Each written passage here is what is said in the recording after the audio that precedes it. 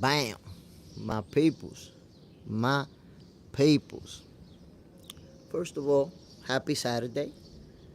It's fight day. Jack Catterall versus Harlem Eubank. Main event. It's going to be a good fight. Skye Nicholson. First fight back since losing her title to Tara Brown. That's going to be a good one. I'm looking forward to it. And there's a few more fights that we're going to see some fireworks tonight. This is the 10th episode.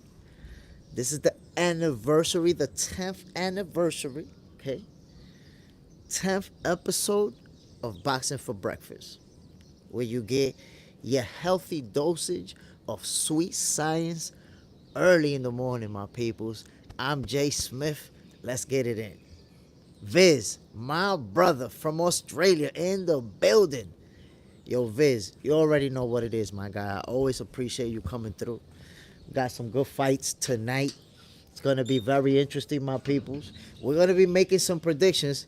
In this live, we're going to be making some predictions.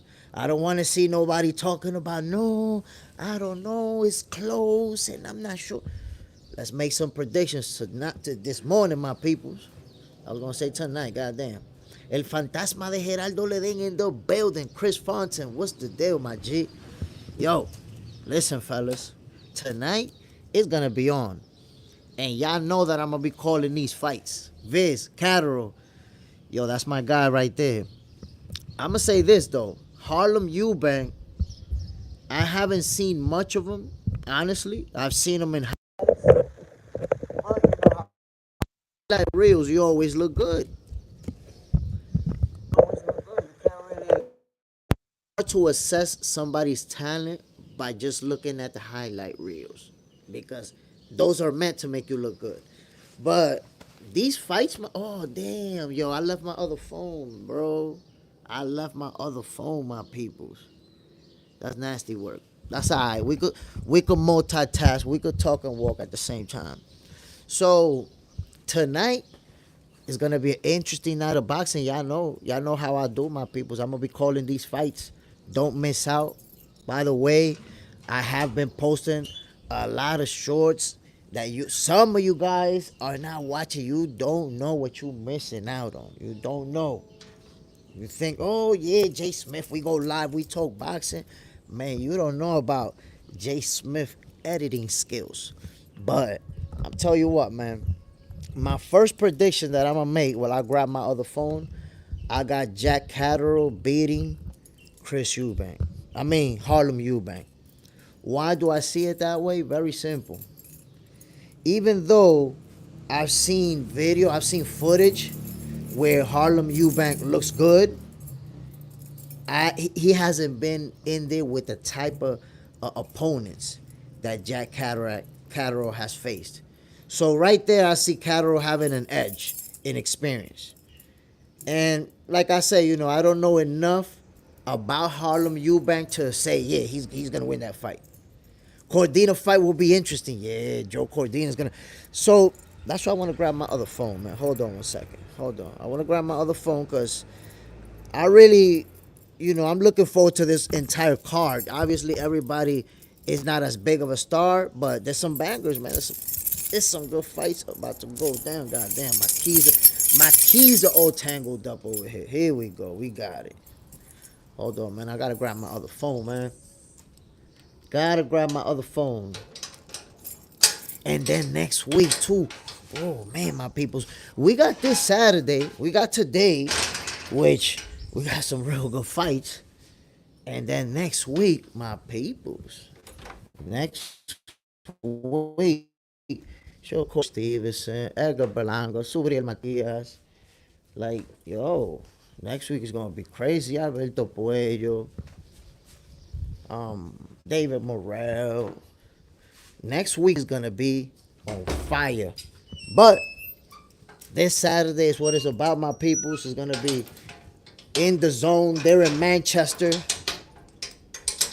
So, super looking forward to tonight. Next week is huge. Facts, my brother. Edgar Berlanga, Hamza Shiraz, Shakur Stevenson, William Zapata. um, Puello versus Matias, and David Morrell. So those are fights that, if you think about it, next week, those are 4 fights that on any given day, they could be the main event. On any given day, any of those fights could be a main event. So, explosive. Super, super explosive. Let me set this thing on, my peoples. Okay, because it's like when boxing for breakfast start, it's kind of like we stretching. You know what I'm saying? We stretching. We getting ready to go. And look, I appreciate it, man, when we're going at it and I see people say on the chat, yo, my peoples, I'm gonna see you later. I'm going into work, or my lunchtime, or my breakfast is done. I gotta go in, or whatever it is. Because it's like, okay, you have a routine where in the morning you say, okay, let me do this and let me check out boxing for breakfast. So I appreciate it, my peoples, the love, everybody, enjoying boxing for breakfast. Let's get it, my peoples. So that card from tonight, like I told you, I am going to be calling the fights. Okay, I'm going to be calling them. Don't miss out. So we got Croya versus Wilkinson, right? Those are 2 fighters that I'm not very familiar with. So I'm not actually making prediction. We got Brown versus Oakford. Not familiar with them. Now, Skye Nicholson versus Campos. That's a fight that I'm really looking forward to. Dry turkey, Skye is hot. I think Eddie Hearn tapping it. Damn, bro. Why you got to go in like that? Jack Catterall is not a fighter. Jack Catterall is not a fighter I look forward to watching. I don't understand why. Jack Catterall is an interesting fighter to watch. He's exciting. We let them hands go. But look, Skye Nicholson, I'm really looking forward to her fight because remember, her last outing, she lost her title to Tierra Brown. So now this is her first fight back. If I'm not mistaken, she moved up because she was struggling with making weight. So this is her first opponent. Let's see. There you have it right there. As a matter of fact, I'll show you. There you have it right there. The one thing about Skye Nicholson that I can tell you, I expect her to be champion again. Viz, Skye's opponent, I don't know much about. Me neither. Honestly, I've never heard of her. I've never seen her fight. We're going to see what she's about. We're going to see. But Skye Nicholson, she lost to Tierra Brown. It was a very good fight. It was a very competitive fight. I believe Skye Nicholson is she's a pure boxer who's very skilled. I expect her to become world champion again now in this division. So she's going to be a 2-time champion. And she's going to go on a run. She's a special fighter. Dry turkey. If you're doing a live for it, I'll stop by. Oh, you want to see Skye Nicholson fighting? Of course I'm doing a live for it. I was live for Skye Nicholson, Tierra Brown. But, bro, we're going to watch Skye Nicholson for her skills, B. Not for her looks, right? Gray Lakowski, Fugazi for sure. Okay, Gray, you got it, fam. Viz, the odds are majority in her favor. I mean, I would assume because you got to think about it. Even though she's moving up in weight, Skye Nicholson is a world champion. That's a world champion. So if she's already reached the highest level and she's fighting somebody who most of us don't know, then I think that would most likely be the case. Dry turkey, yeah. El fantasma de Geraldo Ledén. I'm telling you, my people, we watching Skye Nicholson for her skills. Don't be looking at nothing else. She got hands for days. Come on now.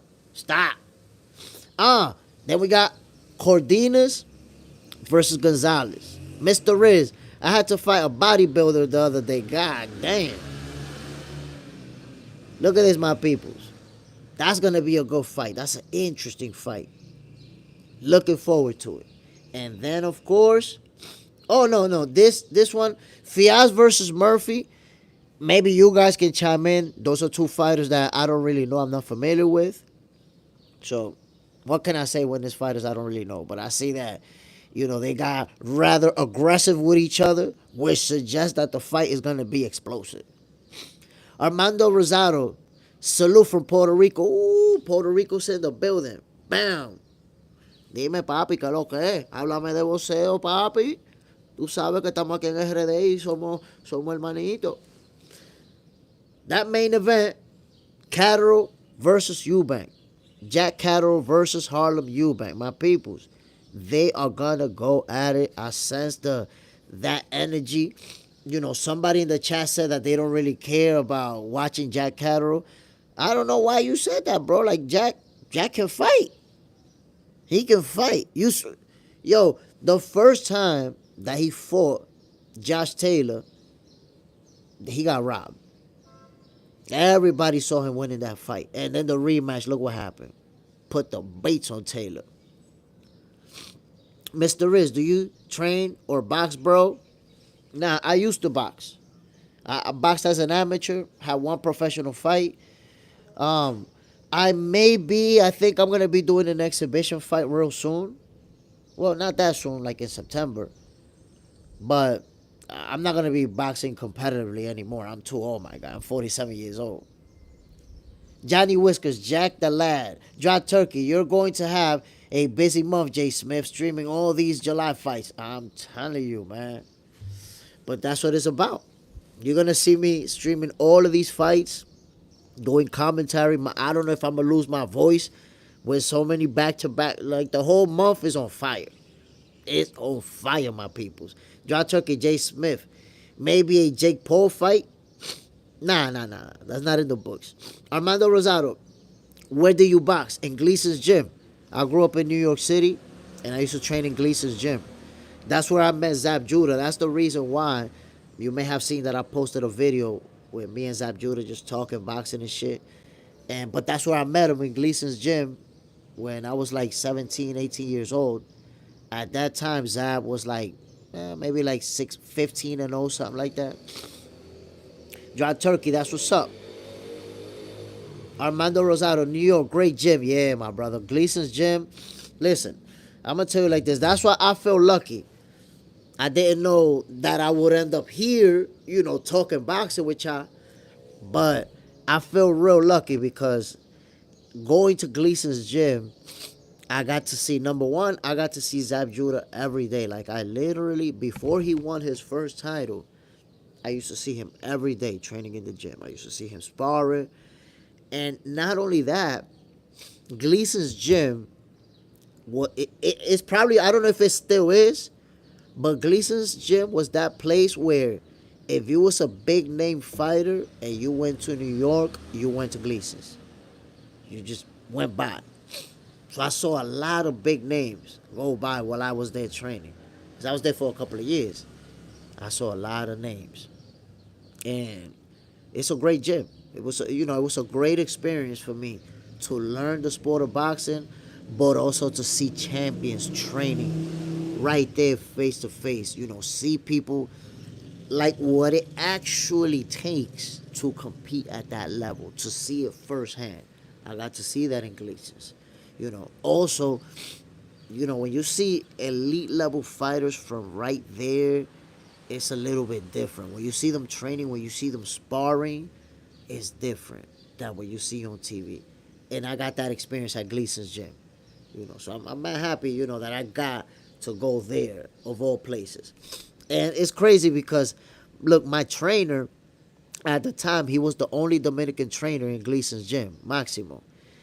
And great trainer, bro. As a matter of fact, everybody on this chat, y'all can fact check me on this. Look it up. I'm gonna look for the picture and I'm gonna share it. My trainer, Maximo, you know who he trained and worked with for a fight as the main trainer? And he was, the main trainer. Chris Eubank Sr. Boom. Yup. Maximo, my trainer, trained Chris Eubank Sr. I can't remember. That was years ago. So I can't remember what fight it was that he was, the trainer in the corner, the neutral corner. In the corner with the fighters celebrating when they win and all that. And that shit was crazy when I saw that video. So I had a great trainer. And let me tell y'all a quick story about a Gleason's gym story, a legit story that is untold. It's an untold story, really. And people don't really like to talk about it, but I'm going to talk about it. But I'm gonna leave a name out just because nobody really want to talk about it. So I'm gonna say, out of respect, I'm not gonna talk about it. I'm not gonna put that name out there. But listen to this story, my peoples. When I was in Gleason's gym, my trainer, Maximo, he used to clash a little bit with another trainer because that trainer used to always try to talk to his fighters like, yo, do this, do that. You could do this. And that's a code in the gym. Like if you got a fighter, another trainer not supposed to come talk to him like that, right? Because they don't know what instructions you giving them. That's disrespectful. But he used to do that to Maximo, to my trainer, all the time. That trainer that I'm talking about was like a big name trainer, like a real trainer, like known in Brooklyn, known in New York, known in the boxing community. All right, Maximo one day went to the gym and he was talking to my boy. Actually, was like, "Yo, do this, do that. If you want to, I could train you too." And Maximo went to him and told him, "Yo, if you keep talking to my fighters, I'ma knock you out." The next day, I'm sparring with somebody, and he was next to the ring, and he was telling me, "Yo, slip and counter, slip and counter." And I look and I went like that, and Maximo saw that. Went to him again, "Yo, I'ma knock you out. I'ma knock you out. You keep talking to my fighters." And yo, the day that I didn't go to the gym, I just got a call. "Yo, Maximo knocked out such and such." So what happened? That trainer that I'm telling y'all about, that real famous, talked to one of his fighters once again. And Maximo went down. Boom! One shot knocked him out. And that's how my trainer, Maximo, ended up getting kicked out of Gleason's gym. He ended up having to go to another gym in Manhattan. I think he went to Church Street gym in Manhattan. So there you have it. That's a story from Gleason's gym that you never heard anywhere else because nobody liked to tell it. Because that trainer was very well respected. I respect him a lot too. So I can't really give you some details about it. But there you have it. Armando Rosado, I boxed in Puerto Rico, amateur, sparred Daniel Santos, Rafael Rivera Santos, Chino Cardona, both Cottos, Indio Quintana, and a couple of more. Ooh, yo, Armando Rosado, salute, man. You got some great work in the gym, my guy. Viz, I don't think Skye is on Taylor or Serrano level. Well, you got to understand, Skye Nicholson, she's a young fighter, too. She's young. But the one thing that you can see is that Skye Nicholson knows how to use her height and reach advantages on fighters because she's tall. She has very good footwork, elite level footwork, great movement. So the thing is that, for example, if you watch her fight with Tiara Brown, she was competitive, but Tiara Brown was able to overwhelm her. So she has to get a little bit sharper on the inside. When you're inside of that phone booth and it's time to trade leather, she got to be a little bit sharper in that part. Because when she's keeping you, in jabs range, when she's keeping you at a distance, you're in trouble. She got that footwork, that movement. She could give you angles. Skye Nicholson can fight, my brother. I promise you, she's going to be a world champion again. So y'all need to stop looking at, oh, she fine, she look good. No, it's not about how she look. The girl can fight. Maker, Jay Smith, what it do, good brother? Ooh, Maker in the building. What's the deal, Maker? Boom, appreciate you dropping in, my guy. Viz, drops her hand too much when she throws. Flat-footed, chin up. I mean, those are things that she can fix. But look, I don't want to take a guess, and I don't want to assume, right? Let's see how old Skye Nicholson. Here we go. Look, watch this. Look, Skye Nicholson's 29 years old. Did she go to the Olympics or anything like that? Did she turn pro late? Because she don't have that many fights. At 29 years old, I think, Did she go to the Olympics, my people? Or did she have an extensive amateur pedigree?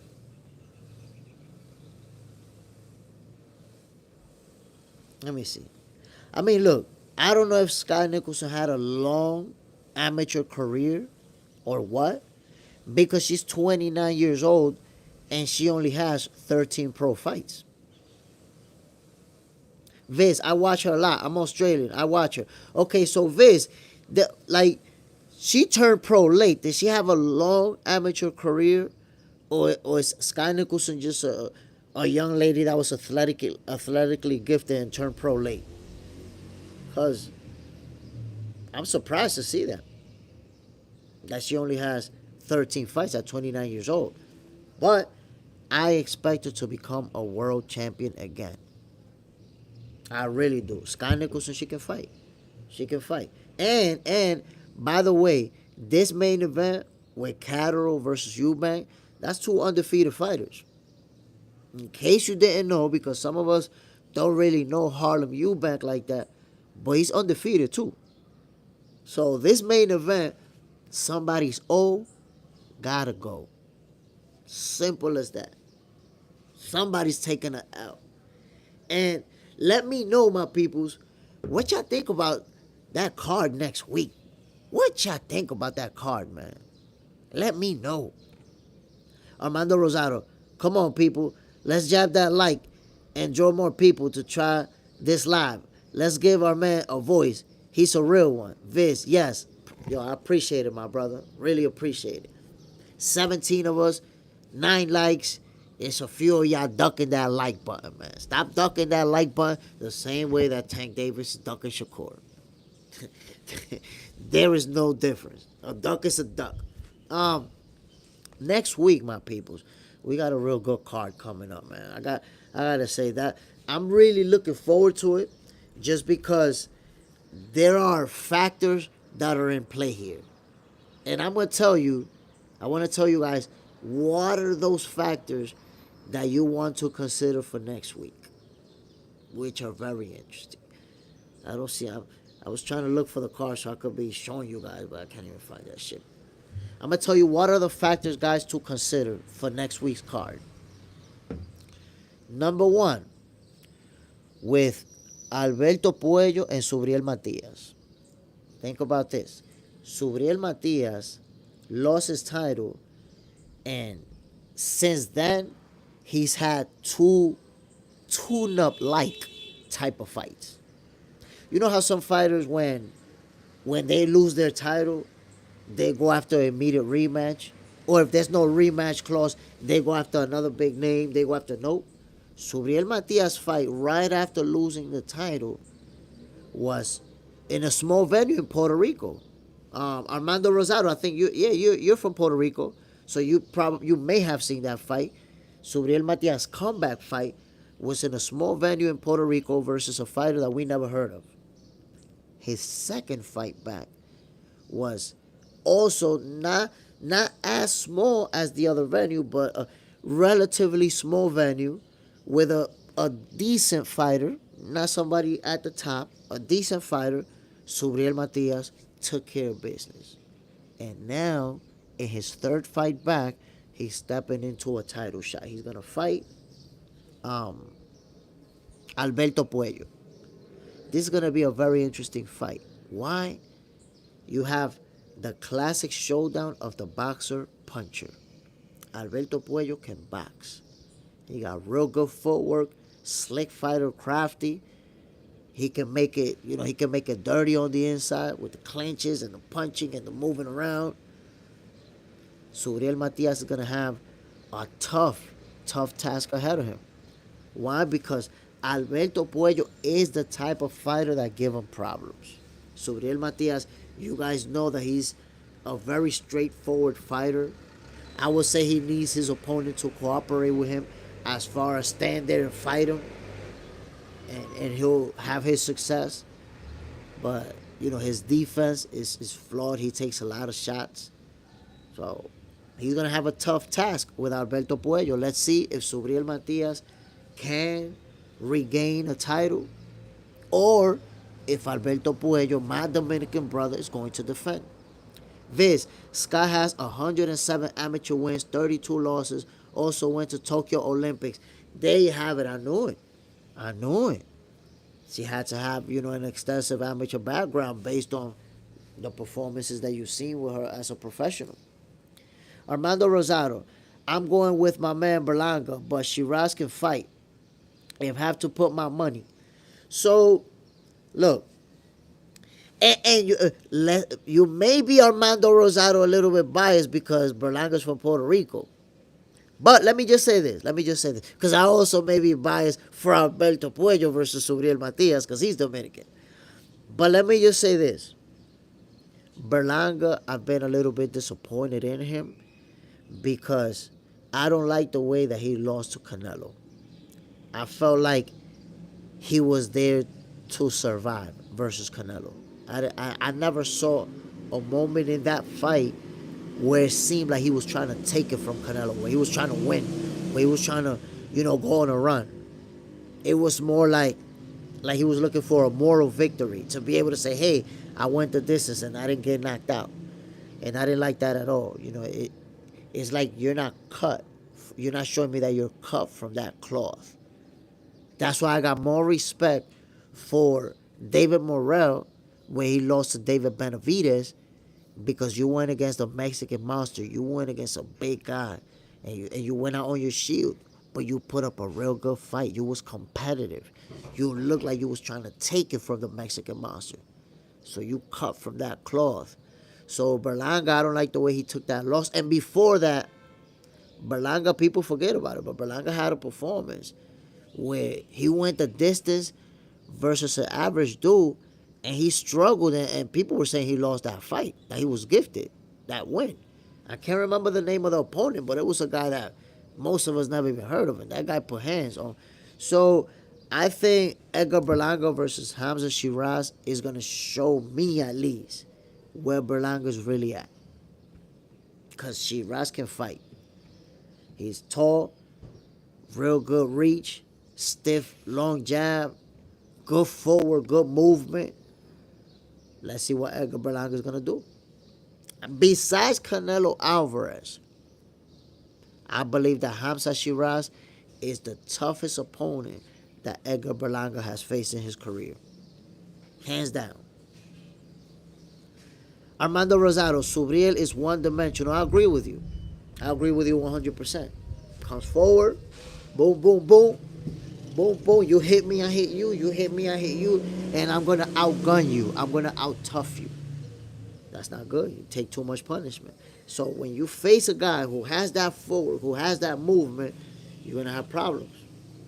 You're going to face trouble. But I will say, Subriel Matias versus Alberto Puello, I see it as a 50-50 fight. Why? Obviously, Puello is the guy with the better footwork, but we know that Subriel's powers can change it right there in one shot. Boom. Subriel Matias been in a couple of fights where he was losing, clearly about to lose. Boom! It's over. Subriel knocks the guy out. So, you cannot count that out. That's all I'm saying. Kenneth Harvin. Jermell Charlo did the same thing against Canelo. He didn't try to win. That's a fact. Look, here are the names. Jermell Charlo, Edgar Berlanga, and William Skull. Those three guys did not try to win the fight. They were there to survive. They fought to not get knocked out. And trust me, when somebody fights to not get knocked out, it's very hard to knock them out. Very hard. Ozzy, Shiraz going to come out strong, though, and try to KO him. Good stylistic matchup. I believe so, Ozzy. I believe so. I believe it's going to be a good matchup simply because of their styles. This is going to be one of those where we're going to see fireworks. Both of those fighters, if you think about it, when they get cornered, they start letting the hands fly. So I could see them both being aggressive, both having their moments, both winning rounds. It's going to be, the ebb and flow, them going back and forth. Frank, the skill and will in sport has got weak. No, I don't think so. I wouldn't say that because there's a lot of very, very skillful fighters out there. Very, very skillful. Like, if you look at, let me give you some examples. If you look at Naoya Inoue, you could compare him to the all-time greats as far as his skill and his will. Just no getting around it. And I'm just saying one name because I know how many haters Terrence Crawford has, but you could put him in there, skills and will, which is why we're gonna see him at 168 beating Canelo Alvarez. Frank, Panty Sniffer. Good morning, Jay Smith. Good morning, everyone. Yo, Panty Sniffer. Good morning, my G. Bam. Appreciate you dropping in. What do you think about these fights tonight? Skye Nicholson is back, after losing her title versus Tiara Brown. And, of course, we're going to see Jack Catterall, Harlem Eubank. And, yo, shaking my head. Dry turkey. I told you, man. I know, yeah, Skye Nicholson looks, the way that you said. But it's all about the skills with the hands, man. Come on now. Focus on the punching skills now. Focus on what's going on in the ring. Armando Rosado. Who got Crawford or Canelo? So, I actually got Terrence Bud Crawford winning that fight by unanimous decision. I don't got him washing Canelo. I'm not saying he's going to just beat him up and that's it.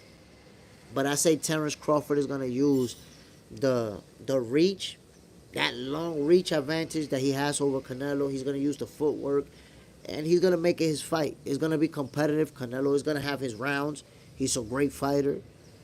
But I say Crawford may even, in the championship rounds, may even pull away to where he starts to make it look easy.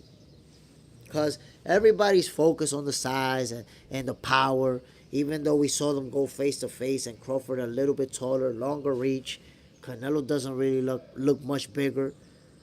So, but people want to focus on that. Cool. Skills pay the bills in boxing. That's been the case since forever. Since forever. Ozzy, it might be like Edwin De Los Santos versus Jose Valenzuela. Nah, I don't see it playing out like that. I don't see it. You know why? Because De Los Santos and Valenzuela, they're both fighters that could get real reckless. Letting them hands fly and just get reckless. Canelo and Bud, neither one of them fight like that. They're both more calculated, more strategic. You're not going to see that type of fight. Panty Sniffer, the fights tonight are going to be amazing. I'm waiting for the devastating blow, ladies and gentlemen. Devastating blow. I hope we get some devastating blows out there. Yo, I don't know why, but that seems to be one of the favorite calls that I do. So I guess I'm gonna have to trademark. Yo, you know what? I think I'm gonna have to do that, bro. I'm gonna have to trademark that call, cause other people gonna hear me doing it and they gonna want to do my shit. So I'm a trademark devastating blow, ladies and gentlemen. Shiraz versus Berlanga. Viz, I think Canelo versus Zepeda versus Stevenson will be a great fight. Zepeda has cardio for days. Non-stop punches. I agree. Listen, Zepeda versus Stevenson is going to be a lot better than what some people think. A lot better. Why? Because Shakur Stevenson is like he has that chip on his shoulder of he's the best. People don't want to accept him as the best, and they want to disrespect him with the he runs, he's boring, he's going out there to be explosive, to show out. That's what he's going out there for. So all the haters, guess what? You see how we got all this respect for William Zepeda because we know what he brings to the table. We know about the cardio. We know about his, the way that he applied pressure to his opponents. We know that. But guess what? If Shakur Stevenson, or when Shakur Stevenson wash him, you know what's going to happen? Damn, they're going to start discrediting William Zepeda. Now they're going to start saying, who's Zepeda beat? What's Zepeda done? Zepeda's not really all that. He's overrated. because that's always been the hater tactic. Instead of giving credit to the champion, they prefer to discredit the opponent, which is crazy work. It's just crazy work. Armando Rosado, I'm just not sure if Crawford can take Canelo's power. You're gonna find out. You're gonna find out. See, but you're making an assumption in a negative way. You're like, I'm not sure if Crawford can take Canelo's power. But then the same way I could just tell you, I'm not sure if Canelo can handle Crawford's reach. Because Bivol, who made it look easy against Canelo, he used his reach. He kept Canelo at a reach where Canelo wasn't able to use that consistent body work, wasn't able to put together a body attack with that left hook that he, that's his bread and butter. It wasn't there for Dimitri Bivol. He couldn't slow him down. And with shorter arms, he couldn't get within his punching range without eating 2 or 3 punches.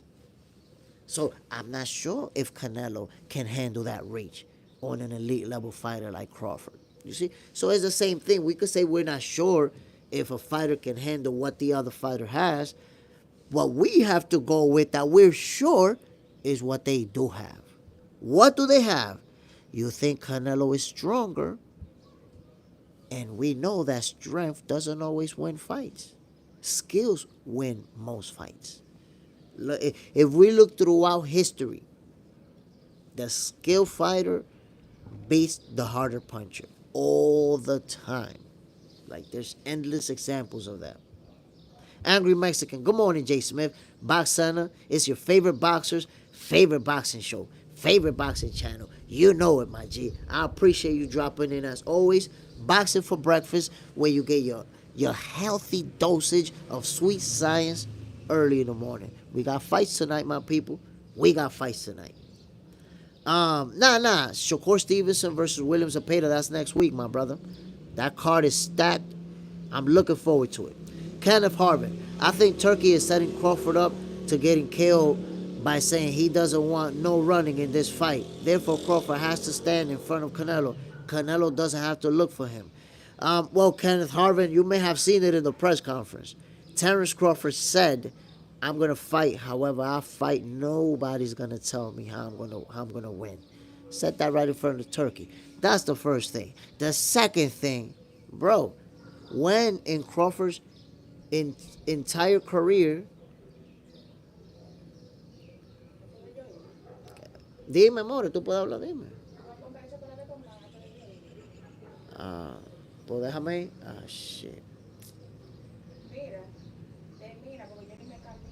Está bien, pues tú sabes que dime hasta qué momento.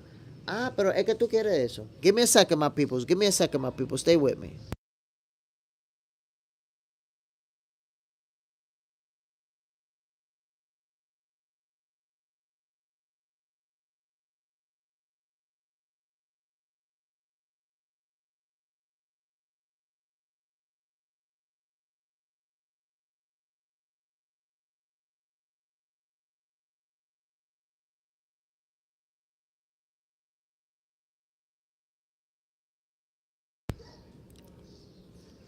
So, again, the notion that Turkey's setting Crawford up, y'all don't understand that Crawford can beat Canelo the way that he's fought his entire career. He's never ran from anybody. You've never seen Crawford running.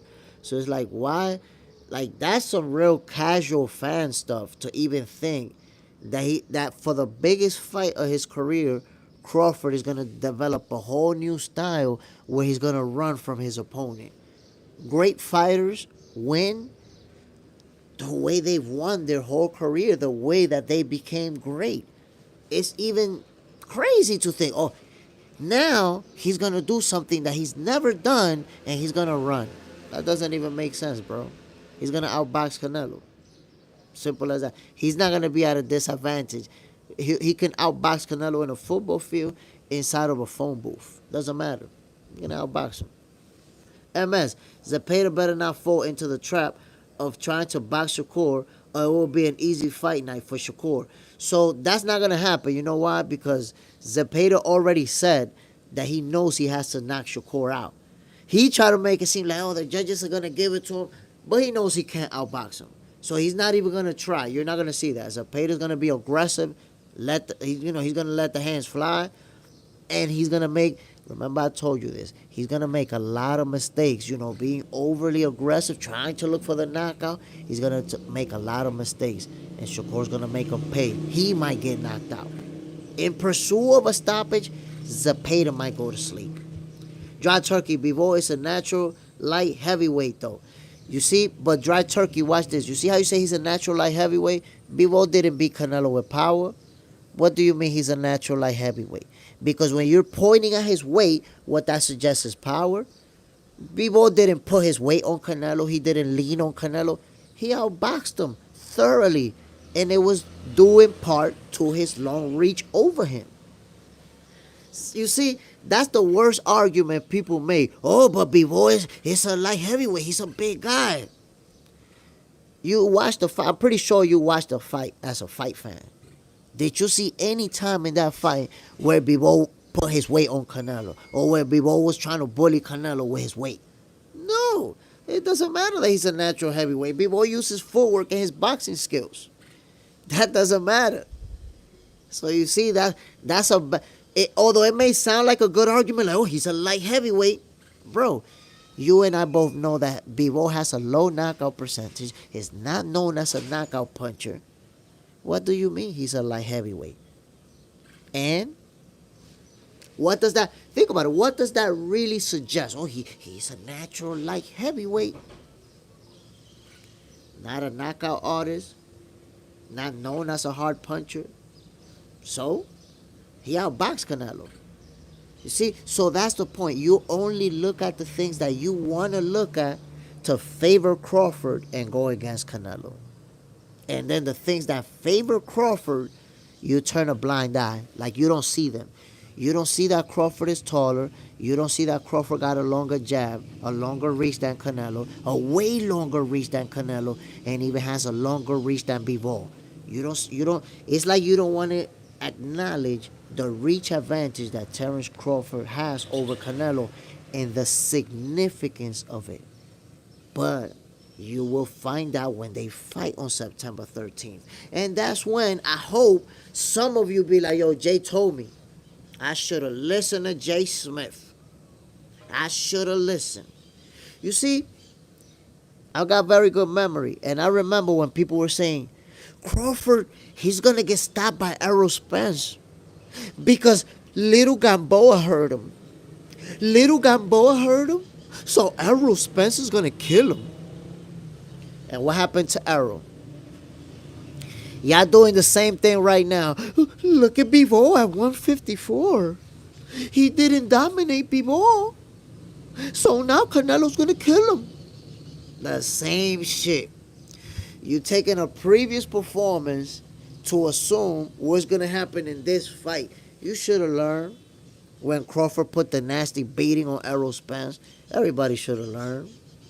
Come on now. Ozzy, if Canelo lands hard on Crawford for 1 or 2 rounds, people will say Canelo won.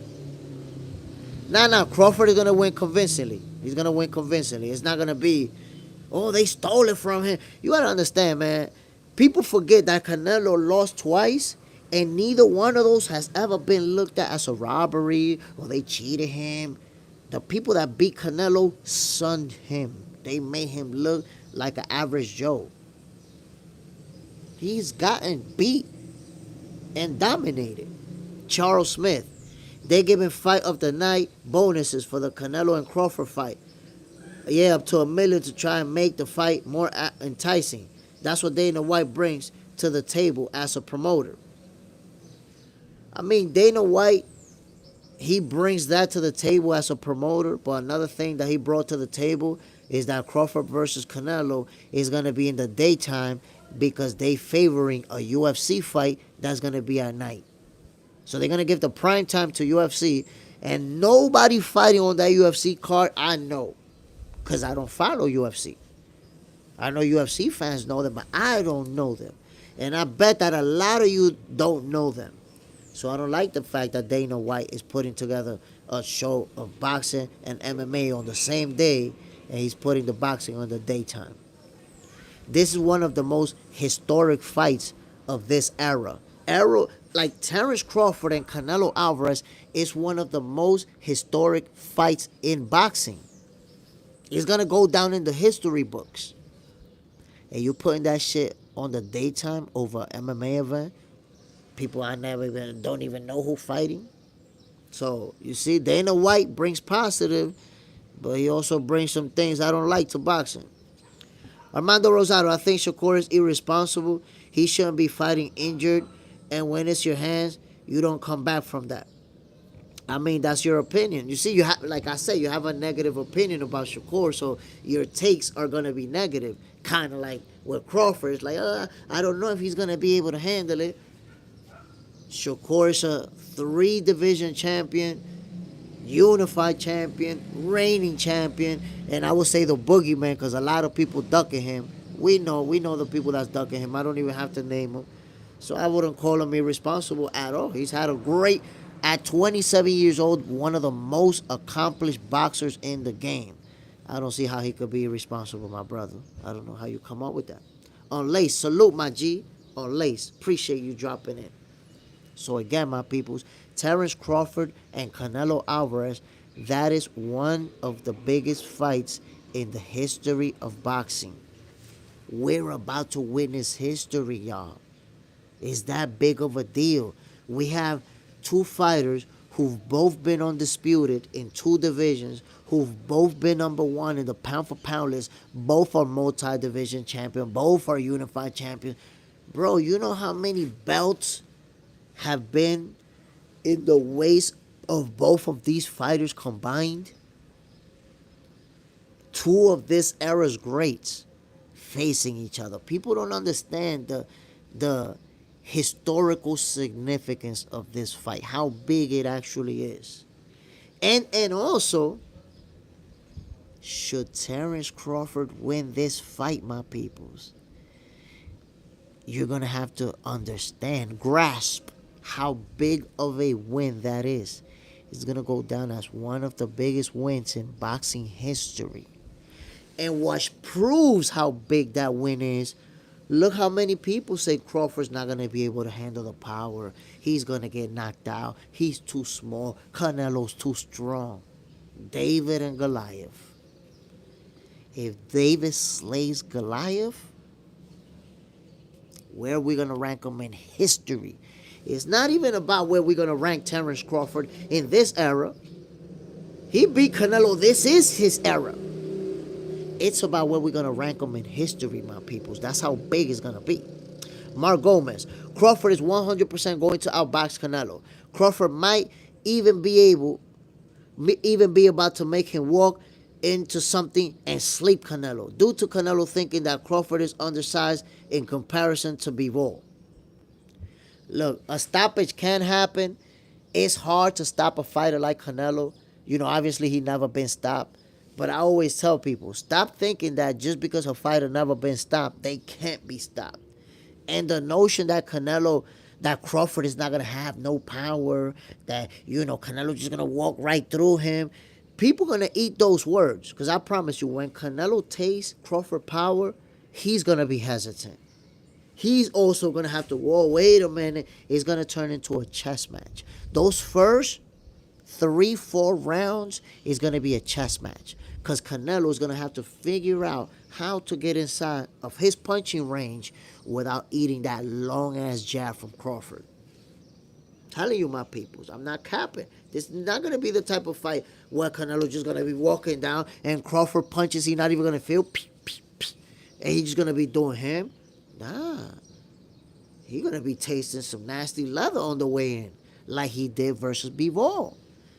MS, J. Smith, Canelo fans are going to be shocked when they see Bud walking down Canelo, making him fight on his back foot. Listen, the level of disrespect for Terence Crawford leading up to this fight is insane. Late Show 42, what up, fight fans? Late Show 42, appreciate you dropping in, my G. The level of disrespect that we see aiming at Crawford is on an astronomical level. People talking about like he's too little, yet He's taller than Canelo and got more reach than Canelo. The guy's been walking around weighing 185 pounds. Crawford was weighing 185 pounds when Canelo was weighing 168 to fight William Skull, which means Crawford was outweighing Canelo by almost 20 pounds, my people. So he was almost 20 pounds heavier. And it's not that he was fat. Look at Crawford. Check him out. Crawford is not fat. Jacked. He bulked up to 185, my peoples, and he's been walking around jacked at that weight for months. Skye been sparring with big ass fighters, running at that weight, training at that weight, and now he's starting the training camp for Canelo, and now he's gonna slowly cut down to 168. So while y'all thinking he too little, we saw them go face to face, my people, in the press conference. Why nobody saying what we saw with our own eyes? Did Canelo really look big in front of Crawford when they went face to face? Come on, my peoples. Let's not act like we didn't see them. We saw them face to face with each other, my peoples. Come on now. Ernest Morales. Butt and Shakur have the same haters. Both have the skills they have might make these fights look easy. You're 100% right. The same people that hate Shakur hate Crawford. But I think it's because it's like the Tank of Maniacs is kind of like a soap opera with them. It's like they got to be down with this team, so they got to hate that team over there. So they down with Tank, they can't rock with Shakur. They got to hate on Shakur, look for negative things to say, and the same with Crawford. They ain't done nothing. They ain't nobody. According to the Tank of Maniacs, Shakur ain't nothing. He ain't done nothing. He ain't nobody. And Crawford ain't done nothing. He ain't fight nobody and done nothing either. That's crazy. Two of the most accomplished fighters of this era. So, come on now. Come on now. Late show 42, Canelo by stoppage. I mean, look, anything can happen in the sport of boxing. Anybody can get stopped. I don't foresee that happening at all. I don't see no possibility of that happening, your prediction, but anything can happen. If that's how you see it, we'll find out. Saul Rubalcaba. Crawford ain't sleeping nobody. We shall see. I don't think Canelo ain't sleeping nobody either. Charles Smith. Okay, let's take it to the night after. So Canelo loses or win. What next for him? And if Terrence loses or win, same question. That's a very good question. So I don't think Canelo Alvarez, let's say if they lose first. If Canelo loses, matter of fact, I'm going to tell you, there's a rematch clause. So regardless of who wins, there's going to be a rematch. Turkey already said it. The only way that I think there is no rematch is if somebody wins, like easy, like washes explosively and destroy their opponent, there won't be no rematch. But that's not going to happen. It is going to be, regardless of the people that say this fight is going to make it look easy, that fight is going to win, regardless of that, it's still going to be a very competitive fight. So there is going to be a rematch. I can pretty much guarantee you. There's going to be a rematch. So if Canelo loses, I think he's not going to retire on a loss. I say he's going to fight. If he loses the rematch, I think he's not going to retire on a loss. He's going to look to fight somebody else and win. That Jake Paul fight for the bag might happen too. And if he wins, the same deal. I don't think because you got to understand, both fighters are at the tail end of their career. So, for Canelo losing or winning, the outcome might actually be the same. Whether he wins or loses, he's going to fight again. And the same thing for Crawford. Win, lose, or draw, I think Crawford would not retire on a loss. Like if he loses the rematch, I don't think he would retire on that. I think he would fight again. Maybe move down to 154 and fight again. If he wins, maybe he chooses to retire. I don't know. Crawford, he's made a lot of money. He's been very smart with his money. He's not just blowing it, making investments and all that kind of thing. So, I don't know, my peoples. I don't know, honestly. I don't know. There's a pattern to beat Canelo. Canelo loads up before attacking. if there's someone who can take advantage of that, it's Crawford. But Canelo hitting that body concerns a lot of power. So, but that's the thing, Armando Rosado. Look, the reason why Canelo didn't have that type of success versus Crawford is because, versus Dimitri Bivol, is because Bivol kept that jab in his face. Bivol kept catching him and catching him and catching him. So because of that, he couldn't get in on the inside. If you got to remember, for you, that left hook to the body is only going to be there if you close the gap. Well, if somebody got a significant reach advantage on you and you can't close the gap successfully, you're going to have a problem. You're going to have a lot of problems.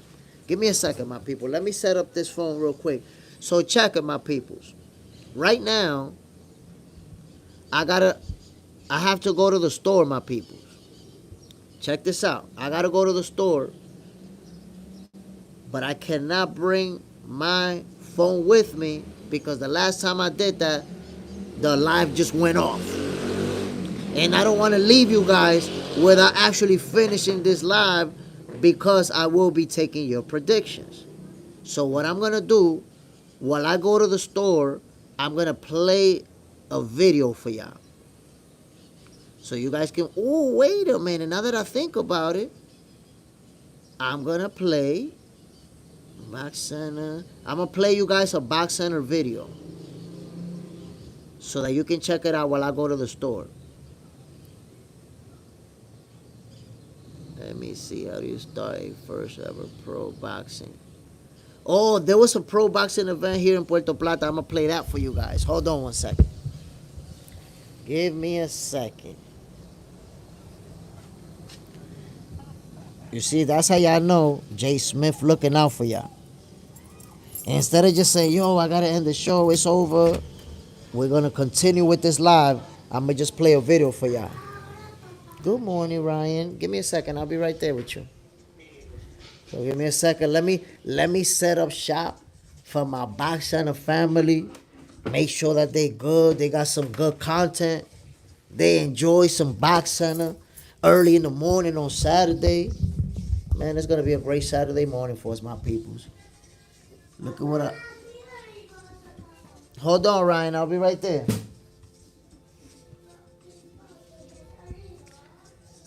UNDR, Armando Rosado. Yes, sir. Dominican Republic, my G. Check it out. Because I actually started running when I was boxing, right, as an amateur. And look now. Look how much I've ran. Look at this.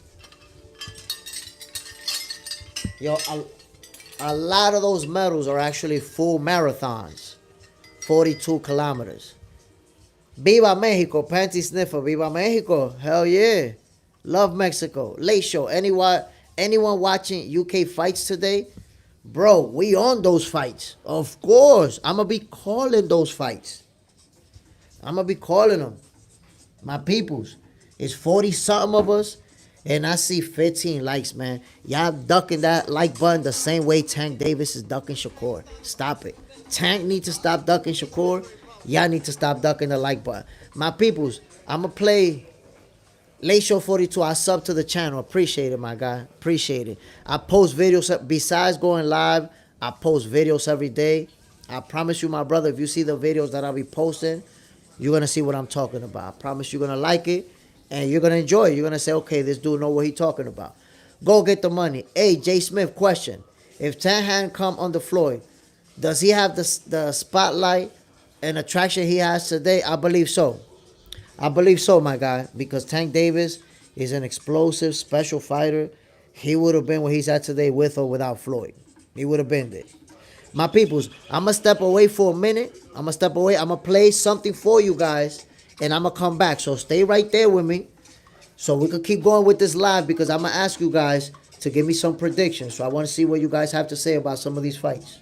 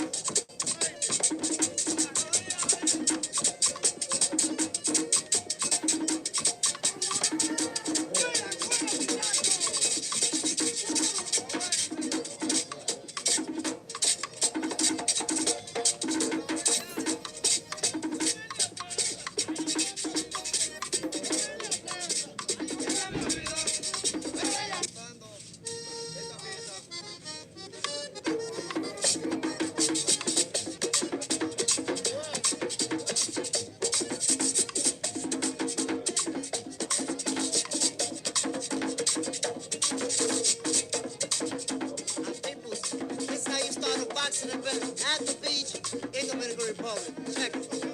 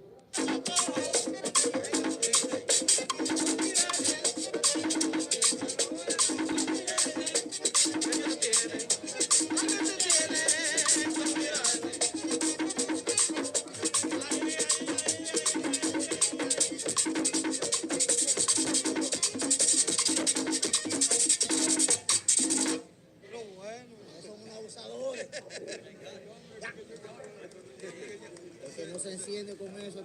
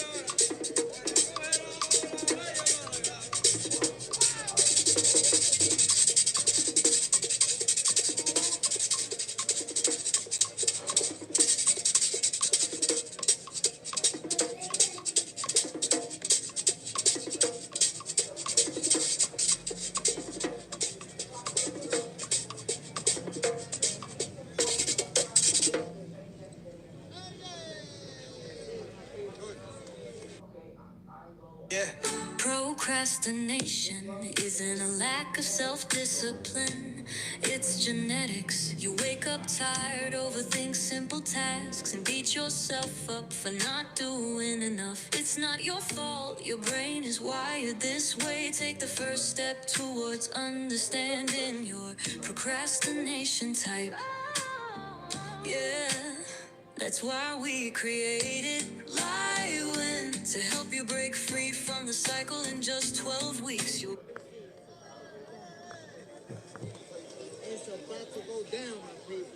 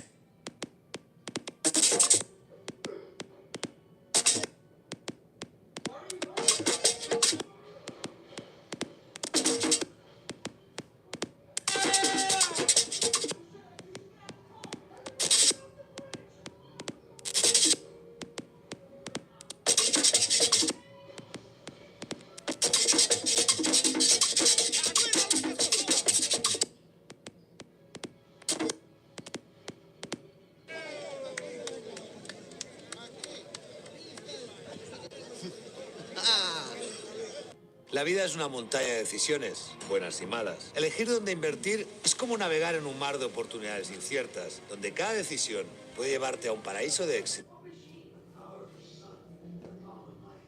Here from the sold-out T-Mobile Arena in Las Vegas, we are indeed set for the main event.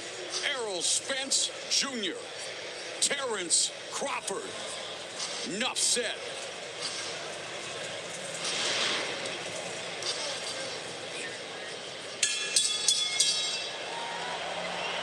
Ladies and gentlemen, the time has come for the bout the boxing world has been waiting for.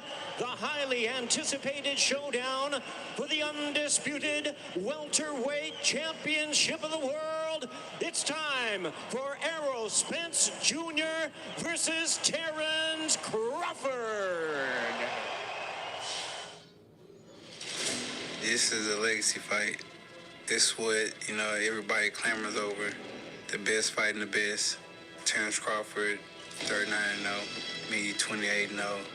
He has a title. I have 3 titles. And this is for the undisputed. This is a fight that a lot of people wanted. This is a fight that a lot of people say I've been running for.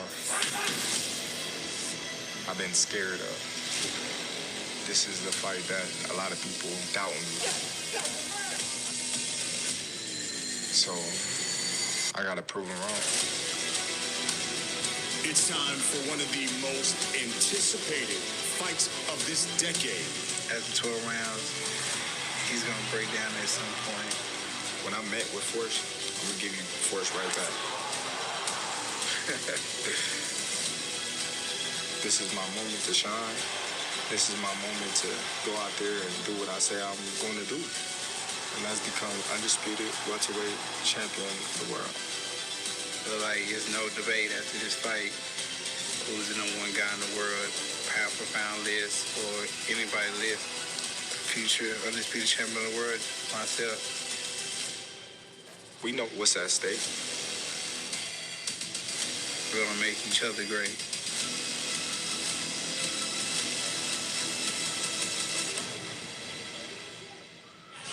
It's fishing season for Crawford. It is strap season for Errol Spence.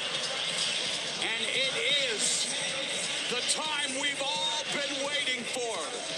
Al Bernstein, take us through the tail of the tape for this titanic tussle.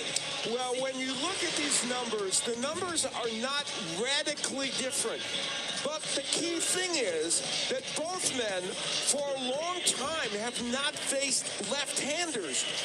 Crawford is facing a left-hander in Errol Spence, and Crawford, while he's a switch hitter, is going to fight most of this fight probably as a lefty. So stylistically, they're both going to face something different. And the rules for the main event: only the referee can stop the contest. A fighter cannot be saved by the bell in any round. The fight becomes official after 4 complete rounds.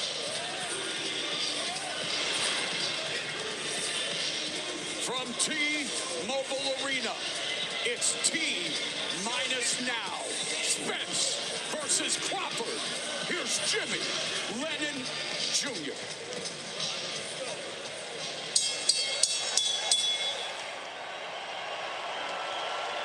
Ladies and gentlemen, from the T-Mobile Arena here in Las Vegas, Nevada, Premier Boxing Champions presents the featured bout of the evening, brought to you by Man Down Promotions, TGC Promotions, TGB Promotions, and Showtime Pay-Per-View. Sponsored by DraftKings Sportsbook. Action so great, why bet on boxing anywhere else? And O'Reilly Auto Parts, the ultimate one-stop shop for all of your automotive supplies, everything for your vehicle in one convenient place. That's O'Reilly Auto Parts. And The Last Voyage of the Demeter. The Legend of Dracula is born. The Last Voyage of the Demeter, only in theaters August 11th. This is your chance to give your website your unique touch. With Shopify, you have 3 options when it comes to building your online store. You can build it from scratch. 11th, and Strays, the new R-rated comedy. Strays is in theaters August 18th.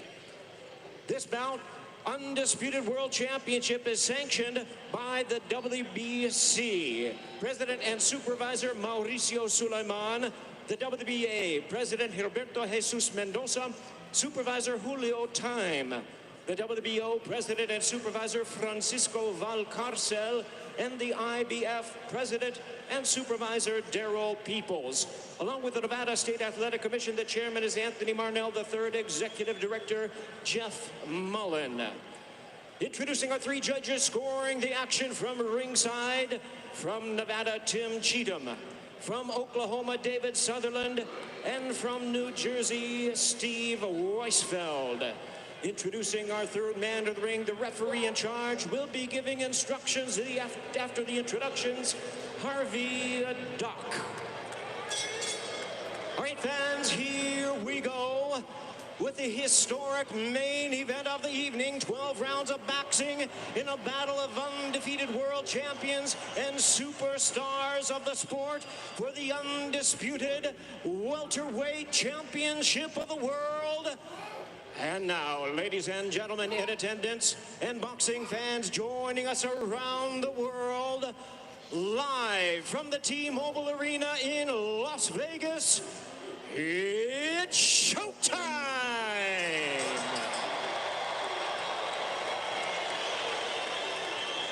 Introducing to you first the WBO World Champion on my right, fighting out of the red corner, wearing black trunks with gray and white trim, proudly representing his home of Omaha, Nebraska.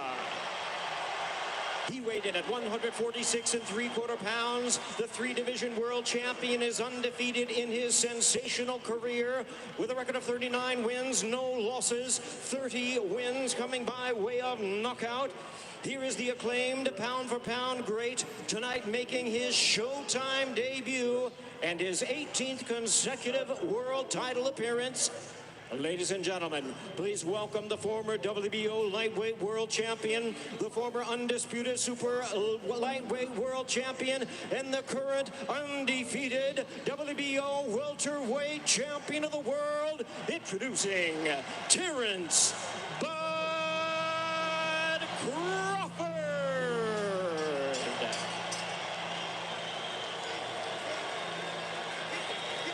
And his opponent across the ring, the IBF, WBA, and WBC world champion, fighting under the blue corner, wearing black trunks with white and red trim, hailing from Dallas, Texas.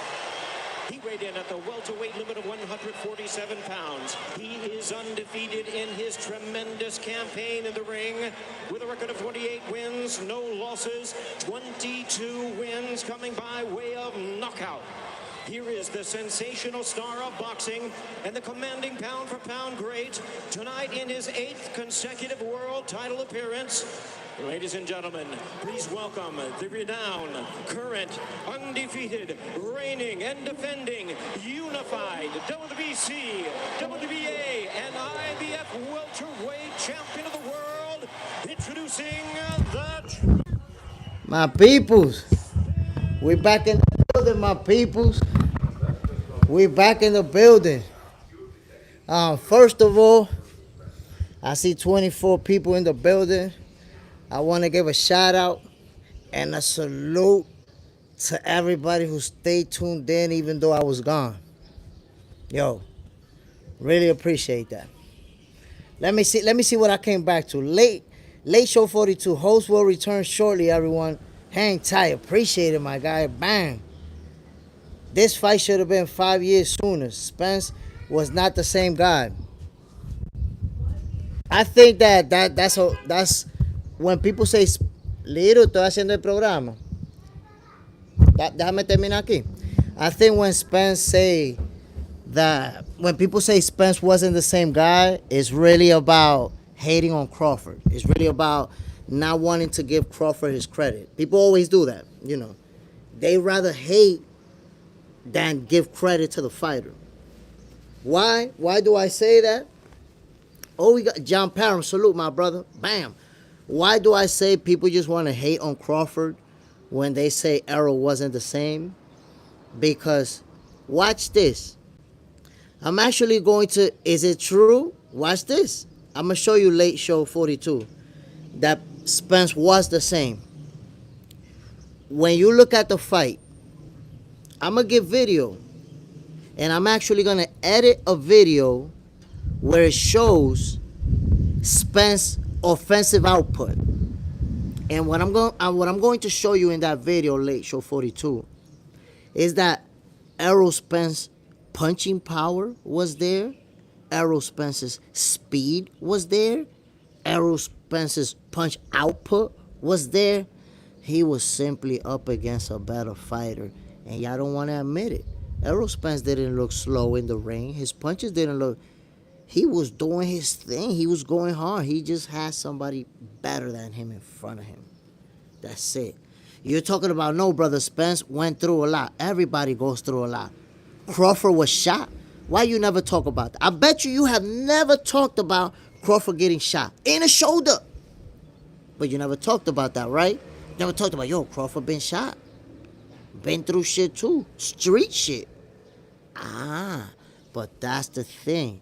You nitpick the information that you want to hold on to favor Canelo.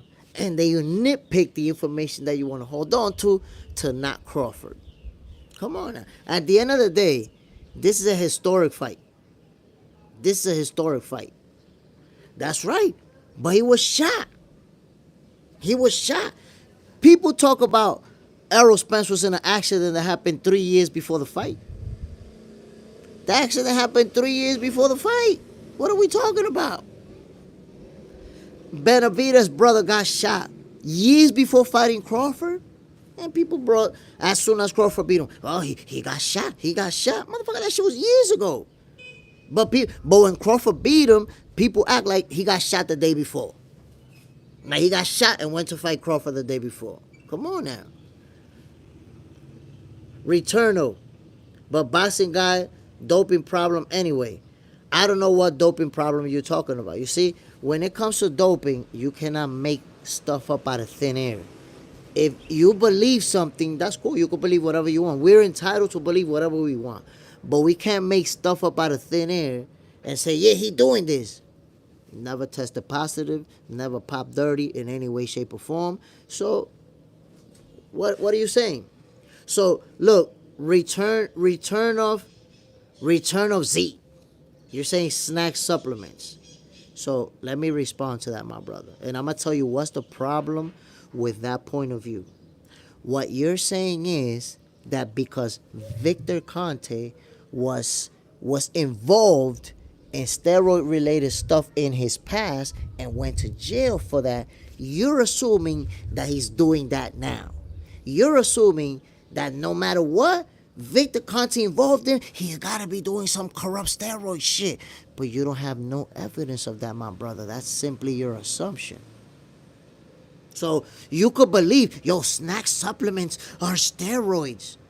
But there's no evidence of that, my guy. So all you're doing is throwing gossiping stuff out there. You're throwing gossiping stuff. And look, you're saying, I'm not assuming. He is. Okay, how do you know that he is? How do you know that Victor Conte didn't take the experience that he had before and say, okay, now I'm going to make some legit shit better than everybody else? How do you know it's not just that? You see, so that's the problem. You simply decided, oh, well, he must be doing it because he did it in the past. So, no, there is nothing, not a shred of evidence that there is any wrongdoing.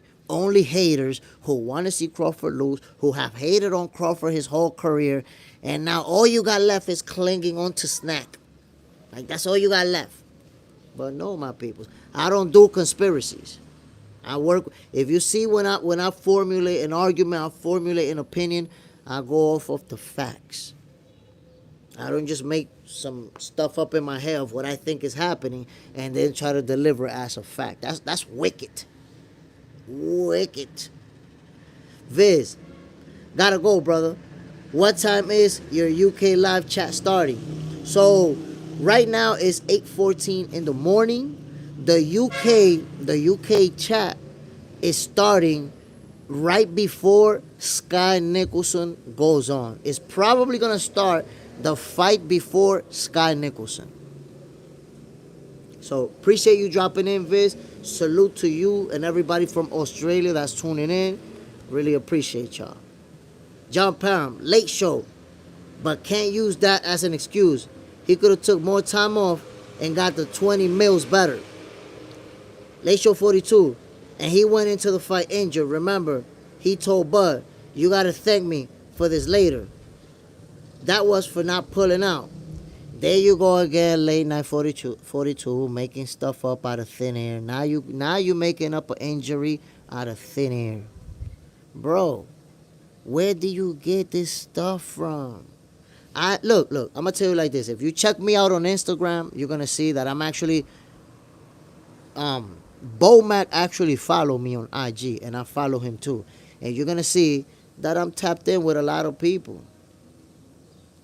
Where do you get this information that Errol was injured? Where, like, it's almost like people make stuff up out of thin air, and they spread it, and then somebody like you read it somewhere, and then you decide, like, yeah, it must be true. What are you talking about? There was no injury. Like, you really think about it. Late Show 42 is reporting an Errol Spence injury that nobody heard about, that nobody reported. The biggest outlets, sporting outlets, and you know about it and they didn't find out, nobody knew? Come on, bro. Out his own mouth. He never said I was injured. He said you better thank me. You see, you turn things into whatever you want them to be. That's how gossips and lies start. All Errol Spence said is you better thank me because Crawford was finally getting that opportunity. He was actually finally getting that payday. He was finally getting on the big stage after 2 years of chasing it and asking. He said, thank me for the opportunity. The part about the being injured, you literally made that up out of thin air, bro. I don't know where you made that up from. That's why I tell you, when you hate on somebody, you find all angles to look for something negative. Even lying, even making stuff up. That's how good Terrence Crawford is. That you got to make stuff up to diminish his greatness. What you're doing with Crawford, they've done it to all the greats. John Parham, there were some rumors, but never no proof. Come on. Imagine that, rumors. See? He twisting it up. He talking about an arrow told him, yo, it's funny because the way late 42 make it seem, it's like Errol Spence said, yo, you know, I was injured. I'm injured, so, you know, I'm going to fight you injured. Errol Spence never said a single word about injury. A single word about injury. But because he said, yo, you got to thank me or something like that, that's it. It meant that he was in. Come on, man. Stop. Stop, my peoples. Late show 42, the arrow half detached retina year before the fight. So you see what you're doing, late night 42? It's like when I debunk one thing that you say, you look for another one. It's like you don't have enough. I just debunked your comment about Arrow being injured. Debunked it. That doesn't exist. You made that up. Or you read it somewhere from somebody who made it. Tell me who told you that so I could call him a liar. Tell me who told you that. I'll call him a liar in front of you. Tell me. Come on now. Just tell me, my brother. So, now you're bringing the detached retina. The detached retina from a year earlier did not have any impact on the fight. Did the detached retina affect Errol Spence's punching, his punching power, his punching speed, his movement? No. The detached retina did not stop Errol Spence from performing, from winning, from fighting. You just keep looking for different little things. Come on now. Stop. The clip of the injury. There is no clip of the injury. He just said, thank me for the opportunity. That's it. The day of the weigh-in, there was no clip of him saying, yo, I'm injured, so thank me. He never said he was injured. I don't know what you're talking about. You literally made it into whatever you wanted it to be. Late show affects mental strength, knowing you're not the same. Oh my God. Now you're getting into Errol Spence's mental strength. Now you're playing psychologist. That's the thing, man. That's why I tell you, you don't realize you make yourself look bad, bro. You make yourself look ridiculous because you play doctor to go against Crawford. You play psychologist to go against Crawford. You literally go into Errol Spence's mind where he's at mentally. Make up fake injuries that never happened. How far are you willing to go, my guy? Come on now. How far are you willing to go? How much hate? And by the way, I already told you, Bud Crawford is going to beat Canelo Alvarez by unanimous decision. I show Speed 42. I just hope you're going to show up to the September 14th live. I just hope that. I just hope for the September 14th live, you don't show up with excuses. That's all I hope for. Late show, what you on, bro? Respectfully. With order. So we can observe when a man shows mental strength. Late show 42, clearly, you're not a psychologist, bro. You're not a psychologist, clearly. So, since you're not a psychologist, respectfully, I'ma say, you don't know shit about mental strength. Mental strength is not something that you can see. He could simply be getting his ass whooped. So what you gonna do? If every time a fighter loses, that's your go-to, well, the mental strength wasn't good. Don't you understand that a fighter baiting you up can take your mental strength away from you? Or that you could simply get outboxed. What do you say about Canelo's mental strength when he got outboxed by Dimitri Bivol? I'm interested in hearing that. Late show 42. Where was Canelo's mental strength when Bivol was making it look easy against him? Because it was easy. It was not competitive. It was not close. Canelo never looked like he could win that fight. So go ahead, late show, tell me. I'll answer that. Yeah, tell me where was his mental strength. Paro, we got another hash bash. Another hash bash. Yep. Go ahead, late show. Take your time. Let me know where was Canelo's mental strength based on your knowledge of the psychological fields. But tonight, my people, listen, we're gonna get some serious action. We're gonna get some serious fireworks. I'm looking forward to, like I said, two specific fights, and I will be calling them. Skye Nicholson, obviously coming off of her loss to Tara Brown. First fight back, she moved up. Can't remember what weight class she's in. And I expect Skye Nicholson to show out simply because her opponent is somebody that I don't know, I never heard of. Sometimes fighters like that catch you by surprise, but me seeing them facing each other off, seeing the height and reach advantages that Skye Nicholson has in this fight, and you know her, she's a pure boxer. Got great footwork, movement, great fast jab. So I got Skye Nicholson winning this fight. Looking forward to it. And of course, Jack Catterall versus Harlem Eubank. My peoples. We're going to see some fireworks. I got Jack Catterall winning this fight. Simply because with Harlem Eubank, I don't know much about him. I've only seen a few highlight reels here and there. And you cannot really assess somebody's skills based on a highlight video. Because in that video, you're seeing them looking good. You're seeing them doing their thing. You're not seeing them, being hit or seeing their defensive skills. So let's see. But I got Jack Catterall simply because he has the edge and experience. He's been in there with bigger names and bigger stages with better opponents. I got Jack Catterall winning this fight. Maybe Harlem Eubank is going to make it competitive. He is an undefeated fighter. Neither one of them ever took a L. Let's see. Late Show 42. He knew he was being outboxed, but he didn't have concern about coming off of a retina injury. Okay, bro, but Late Show, you didn't say anything about... You told me you was going to answer it, and then you didn't answer it. What are we doing here, bro? With Crawford, you was talking about mental capacity. I'm asking you about Canelo's mental capacity. You're telling me that he knew he was being outboxed and that he wasn't concerned, but you're not telling me about his mental strength for the fight. What happened? That was a good way for you to duck the question. You really didn't answer it. You didn't answer it, bro. Nah, that's not an answer. What's his mental health? What's his mental state? You're not saying nothing about his mental state. What was his mental state? Come on now. Aciel Espinosa.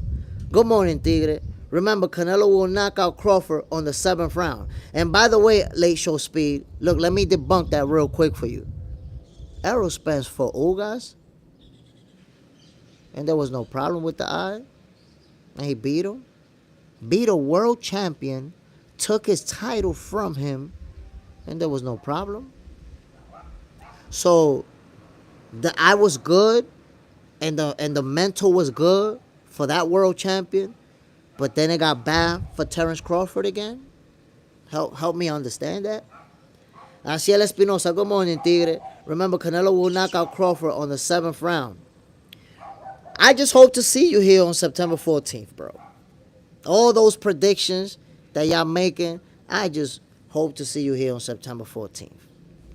Because you probably predicted that Canelo was going to knock Bivol in the 7th round too. And you saw how that played out. Yo, that's what I don't understand about y'all confidence in Canelo. Like, y'all seen him get outboxed, made to look like a B-level fighter. You watch Bivol, made him look easy. But nah, Crawford, it's an average Joe. He's going to do Crawford in like he do anybody. Couldn't even stop William Score, but he's going to stop Crawford. Stop it. Kenneth Harvin. Floyd always said, if it don't make money, it don't make sense. So why hasn't Tank versus Shakur been made? It will be one of the biggest fights financially. It hasn't been made because Tank don't want to fight Shakur. Simple as that. Look, Tank is one of the few fighters in boxing who's in the unique position that he can just pick his opponent, whoever he wants, and he's going to get it. Why? Because we know Tank makes a lot of money. He brings in a lot of money. So if you're going to fight Tank, you're also going to get a career payday. So Tank could say, I want to fight Shakur next, and that fight will be next. Shakur's so smart that when Lomachenko pulled out of the fight with Tank Davis, he said, yo, send the contract. I'm not even going to ask for an amount. Send the contract. I'm going to sign it. I'm not even going to let them pull that funny shit and try to say that I outpriced myself. Send it. Send the contract. And at the time, Tank said, we're going to send the contract. They never sent shit. They never sent it. So at the end of the day, the reason why Tank and Shakur haven't fought is because Tank don't want to fight him. And then you got Tank fans saying, yo, Tank is going to knock him out. Tank is going to knock him out. Yo, Tank don't even believe you. Tank's team doesn't believe you. Tank's coach don't believe you. Because they don't want to fight him. And y'all sitting over here talking about, Tank going to knock him out. Tank don't believe your ass. That's the reality. Late Show 42, bro. Errol lost his mouthpiece and went to pick it up in the middle of a fight. Okay, now, so was worried about his teeth, health. What are you talking about? Bro, he lost his mouthpiece and thought it was his teeth. That got nothing to do with mental health. Anybody would have thought. He thought he lost his teeth. That's nothing wrong with that. You're making it more than what it is. Because you're not a psychologist. You don't know shit about psychology. You're trying to turn it into a psychology. Had an effect on him? No. He thought he lost his teeth. For a moment, he slipped. But guess what? In his fight versus Terrence Crawford, he never thought he lost his teeth. He never dropped anything. He just got beat up by the better fighter. That's all it was. All it was, my God. Flip. Hey, Jay Smith, I'm wondering, do you think we could get Shakur and Devin? Because Shakur said he would be fine with moving up. Devin is never going to fight Shakur. Devin Haney will never fight Shakur. Simple as that. Maybe late in their career, at the tail end of their career, if they give him a shitload of money, like to retire, he ain't never trying to fight Shakur. You saw what he did at 135. Devin Haney did one of the most slickest duck moves that we've ever seen in boxing. Shakur Stevenson was his mandatory, and before he went to purse bid, he made Shakur a 25% offer. And when he knew Shakur was going to reject it. And what he do? Left the division right away before they could go to purse bid. Because he knew when they went to purse bid, Shakur was going to take whatever they say and was going to fight him. So he didn't go to purse bid. Right? Literally, my peoples, that's why the facts are important. Literally, 2-3 days before the purse bid, I was like, yeah, Devin Haney's not going to be able to duck Shakur no more. Now he's going to have to fight Shakur. My man's posted a video saying, yo, I'm leaving the division. I'm dropping the title. I'm out of here. I'm going to 140. Caught all of us by surprise. Blindsided all of us. You, all of us, found out Devin Haney was leaving the division from some shit he posted on social media 3 days or 2 days before the purse bid to fight Shakur Stevenson. But Shakur Stevenson haters clinged on to the offer. Nah, Shakur should have took the offer. He ducked because he should have took it. So Shakur had to do what Devin wanted, or he ducked. Meanwhile, it was Devin that ran from the whole division and left his titles behind to avoid that purse bid and not fight Shakur. So the way that Devin ducked Shakur at 135, it tells me that he's never going to fight him. We're never going to see that fight. We won't see it, my people. Kenneth Harvin, or it don't make sense if you know you're going to lose. Of course. People fight to win. People go in there to win. That's what it's all about. John Parham, I think Tank beat Shakira. I mean, if you think Tank beat Shakur, I get it.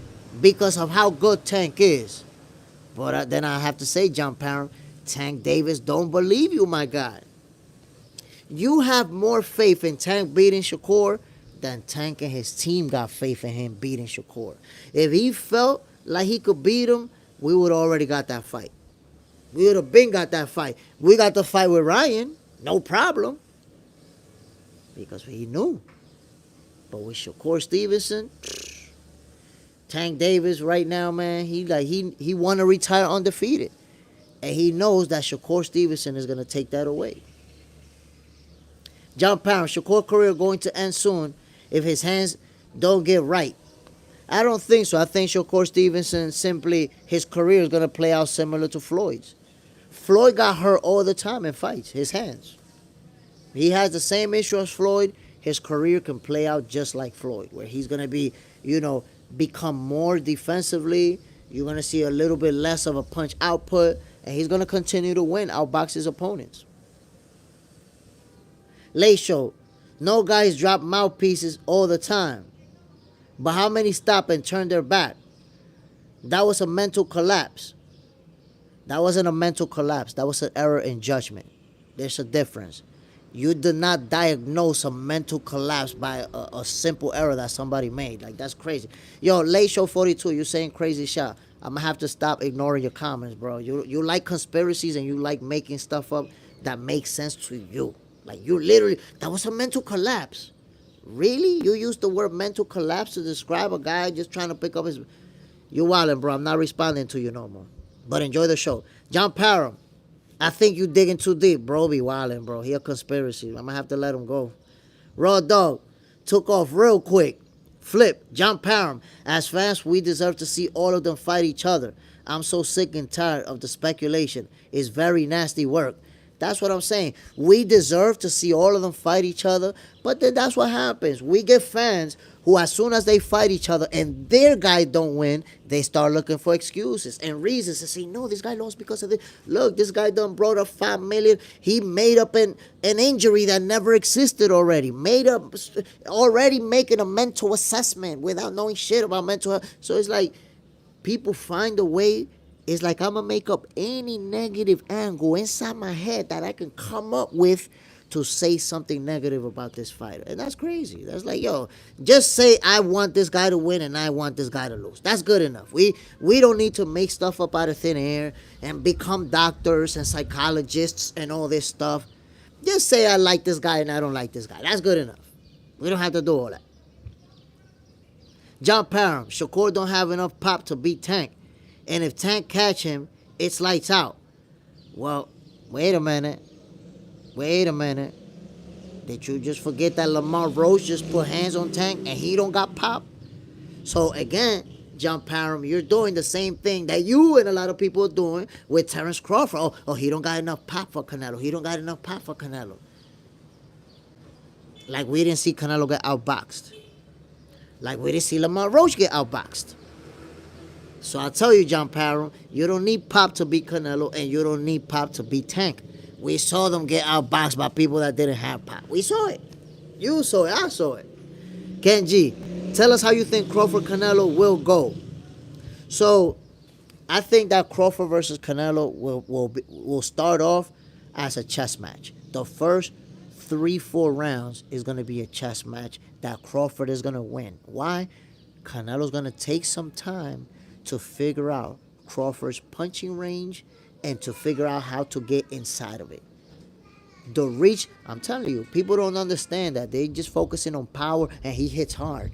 But they don't understand that Dimitri Bivol made it look easy, thoroughly dominated Canelo by using his reach advantage over him.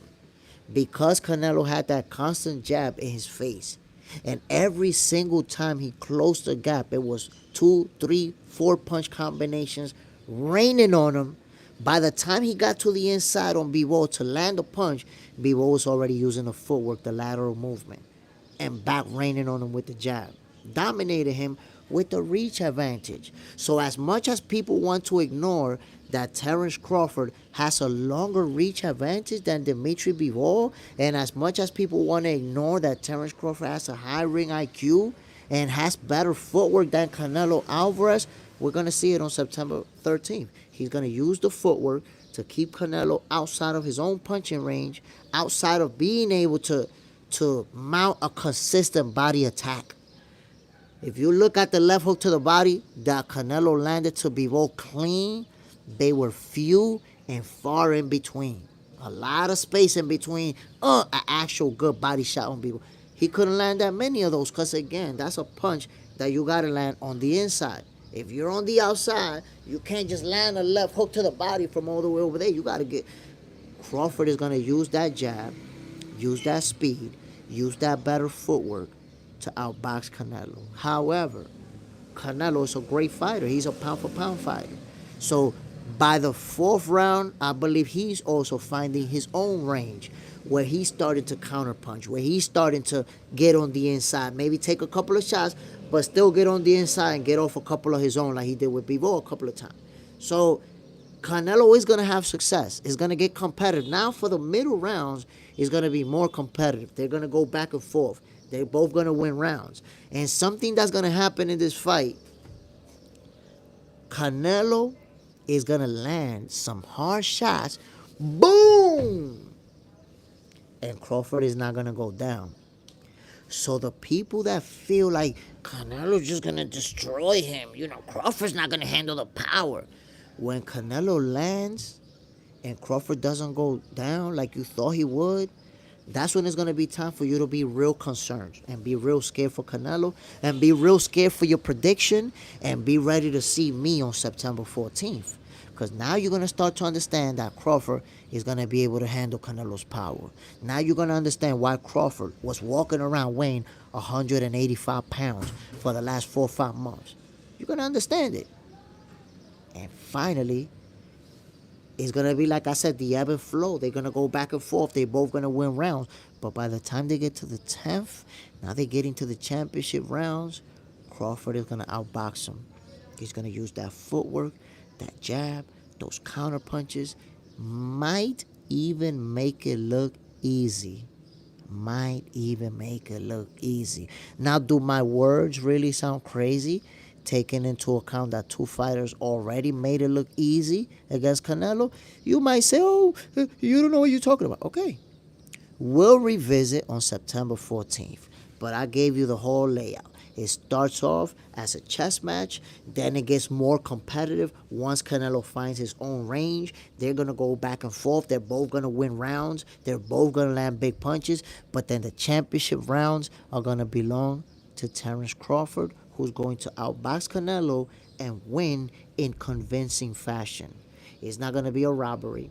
It's not. They might try to make it a split decision just to make the rematch more interesting, but it's not going to be the type of fight that nobody's going to come out saying Canelo got robbed. Crawford is going to win by unanimous decision by outboxing him thoroughly. Flip. Jay Smith, explain what scares Tank so much when it comes to Shakur. I'm so confused. I'm told you before, I think it's an ego thing with Tank, and Tank fan, I can admit that. So I would say, Flip, Tank is not scared of, Shakur beating him up, Shakur knocking him out, and no. Tank is scared of taking a loss. He wants to retire undefeated. And now that he's closer to ending his career, because even he's talking about retirement, he can already envision himself retiring undefeated. So he don't want to get in there with Turkey. Simple as that. He does not want to get in there with... He just knows that if he get in there with Shakur, shit could go south. He could take a loss, even dominated, made to look bad, and now the Tank Davis non-existent legacy, because what legacy, is in shambles. ¿Qué pasó? ¿Qué pasó? More, ¿tú comiste, More?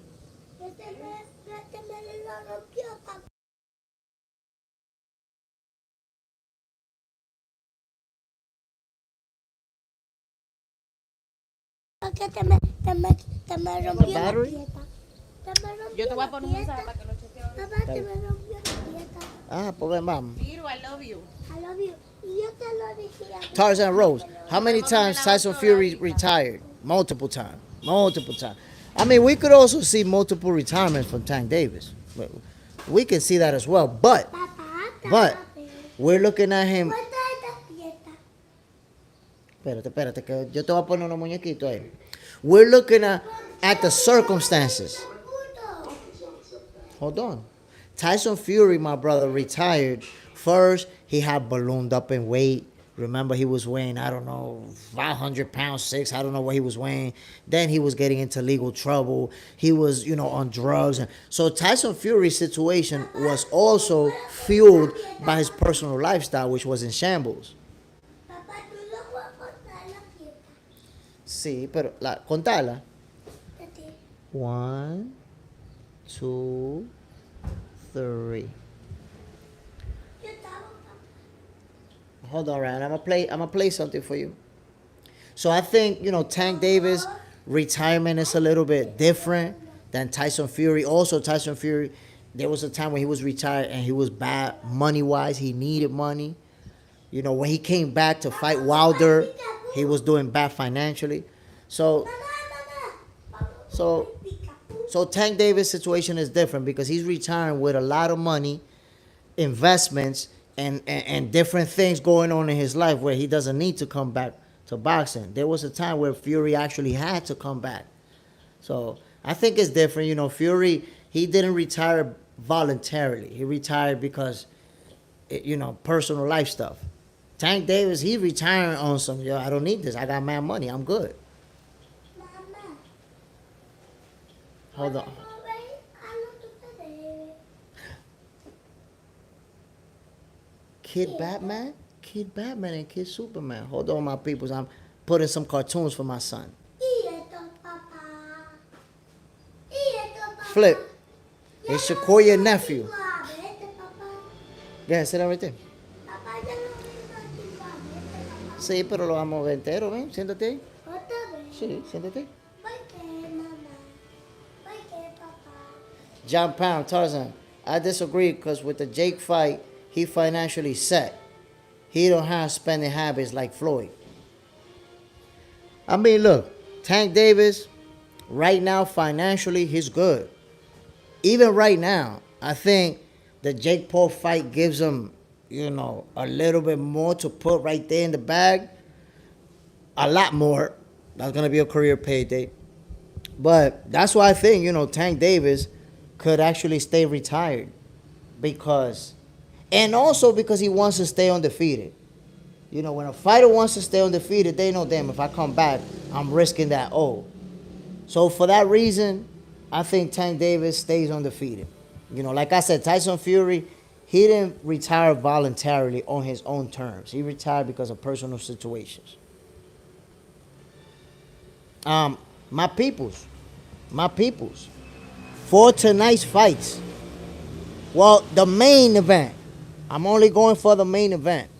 My peoples, we have not made our predictions. I want to see what you guys think about Jack Catterall versus Harlem Eubank. Who is going to win that fight? And how do you have it playing out?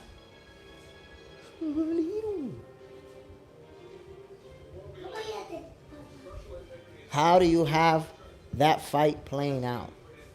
Somebody was on the chat earlier said that they don't like Jack Catterall. I don't understand why. I think he's a fun fighter to watch. So I didn't understand that Jack Catterall hate. The boxing scholar network smoke. Oh, I think Tank ducking that some with that smoke with Roach, bro. Tank Davis versus Lamar Roach. I don't know what's going on with that. I'm gonna tell you right now, my G. Jack years are behind him. Jack best years behind him. We'll see. We'll see how this fight plays out. So when it comes to Tank Davis and Shakur Stevenson and Lamar Roach, I honestly don't know if that fight's gonna happen. It's playing out. I'm gonna remind you guys when Errol Spence and Terrence Crawford were supposed to fight the rematch. And if y'all remember, first they had a fight date. Then that fight date was changed. And then eventually they didn't have a fight date. It's like there's a rematch, but we don't have a date. And then eventually Spence announced that that's it. He wasn't going to take that rematch. So now, to me, it seems like it's playing out kind of like the same way. I see They had a date for the rematch. That date was changed to a different date. And now it's like we're in the air. You don't see no press conferences. You don't see no promotional videos. No face-off between Tank and Roach. So it's like we're assuming it's happening because at some point they told us that the rematch was happening. But is it actually happening? I don't know. I don't know, man. Ernest Morales. Tank is looking for a retirement bag. He might even challenge Manny instead of fighting Shaq. If it talks like a duck, walks like a plato, avoid like a pato, then it's a duck. I'm telling you. I mean, look, I think it's pretty obvious that Tank Davis has been ducking Shakur Stevenson. Like, anybody who says otherwise is on denial.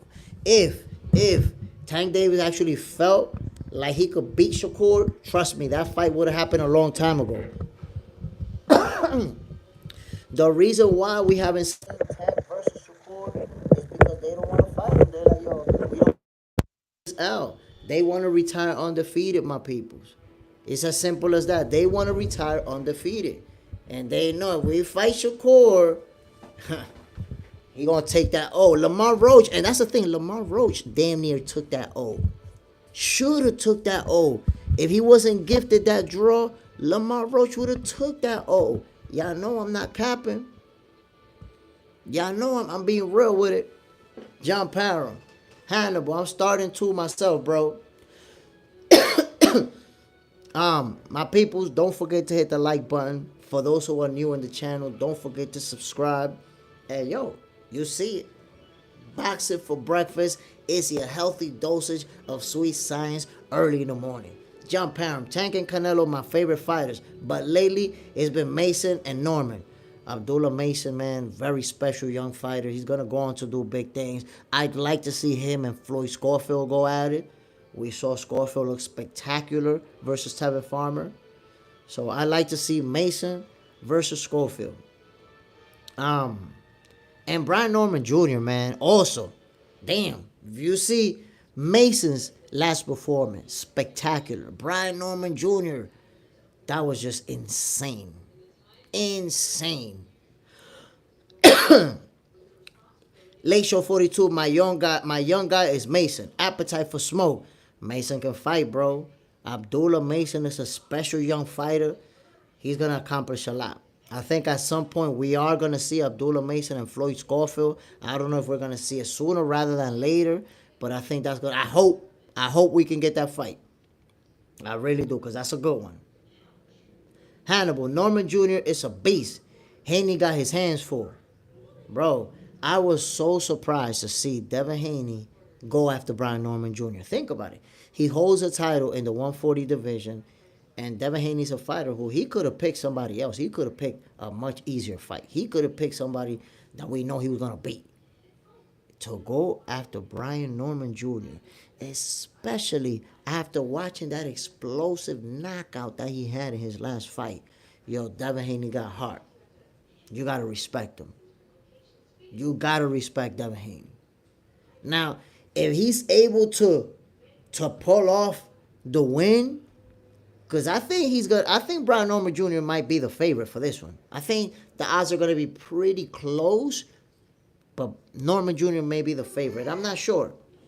But if Devin Haney pulls off the win, that's a big, big win for the resume. You want to change it? No. You want me to change it? Okay. Did anyone see the sparring? Mason. Okay, let me change it. Abdullah Mason and Kid Austin. I saw the sparring. Kid Austin landed some good shots, but clearly Abdullah Mason got the best of him in that sparring. Or at least the video footage that is out, Abdullah Mason got the best of him. But it was, you could see that they was going at it. You could see that they was both trying to put hands on each other. It was good work. It was good work. Even though I felt like, which one? Venom.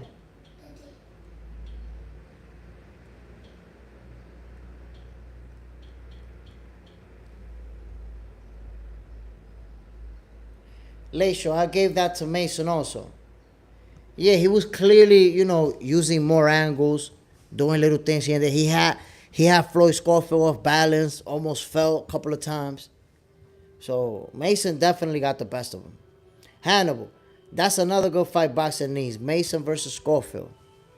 Honestly, I believe we're going to end up getting that fight. I do believe it. Simply because, they're both around the same age. They're in the same weight class. They're both coming up. By the way, my peoples, Abdullah Mason, I forgot the name of his opponent, but I was saying that to you guys on the chat. Abdullah Mason is getting his title shot. He's going to fight for the vacant title. There you have it. Abdullah Mason will fight. They have a fight date and everything. I don't know if they have the fight date yet, but I know that they already announced that him and somebody else are going to fight for the vacant title that Keyshawn Davis left behind. So now Abdullah Mason is going to become a world champion, and we might see Floyd Scofield challenge him afterwards. Could play out that way. There you go. Yes. Yes. Sam Noki's. There you go. Mason and Noki's going to go at it for that title. Noki's is not a fighter that I'm very familiar with. So, I can't really assess what he's going to do or what he's good at. All I know is that Abdullah Mason is a special fighter, and I don't think, even not having ever seen Sam Noki's, I don't think he beats Abdullah Mason. I don't think he's, to beat Abdullah, you also have to be special. And I don't think Sam Noki's is that. I believe if he was that, I would have known him by now. If I don't know you, you're not special enough to beat Abdullah Mason. I don't see it. Late show, have you seen Sam Noki's? I haven't seen him. I mean, I've seen a couple of highlight videos. And, if I just seen a 30-second clip of a fighter, it's like I haven't seen him, because it's easy to look good in a short clip.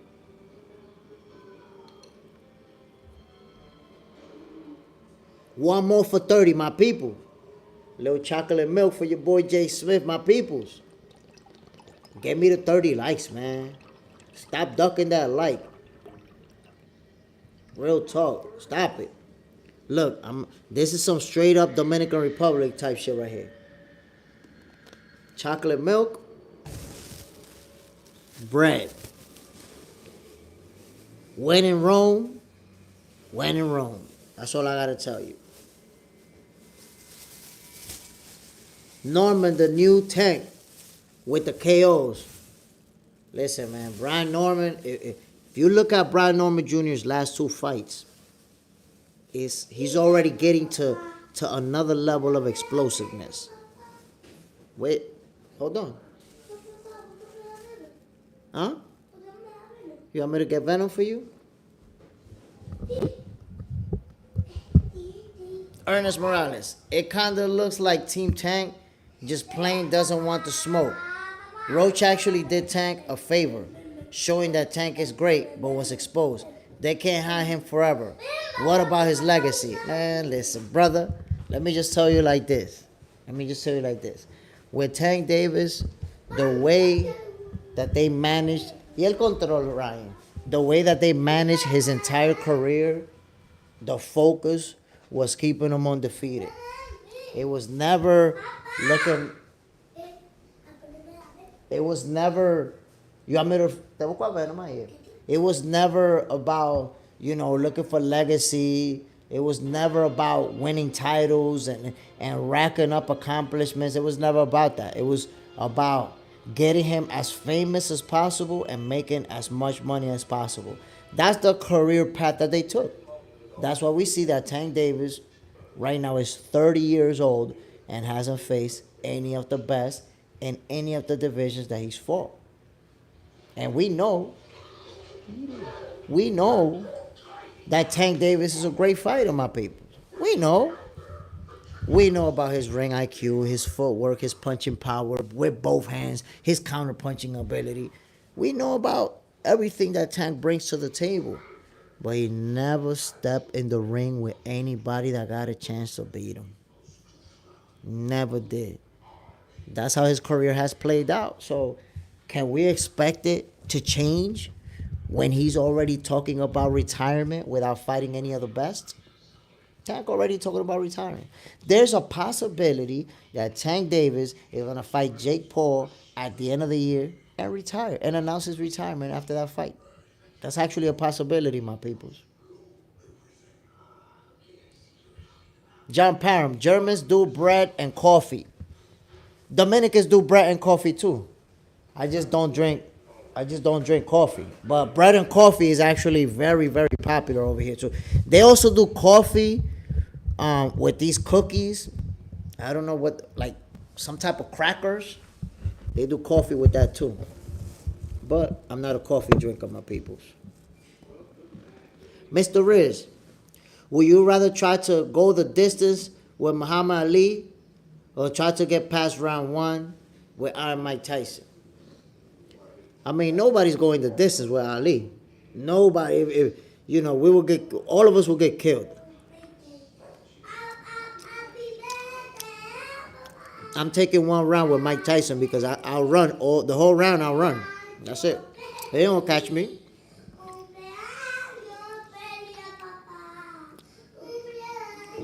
Thank you, Ryan.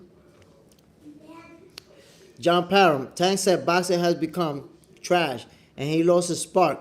But with Turk, he has no excuses. But that's the thing. He don't want to work with Turkey. He don't want to. They've had some negative interactions on social media and everything. It looks like he don't want to deal with him.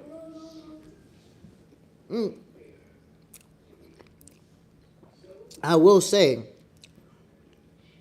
Blue Blood Sports TV was talking about Turkey acquiring PBC and wanting Tank to stay without.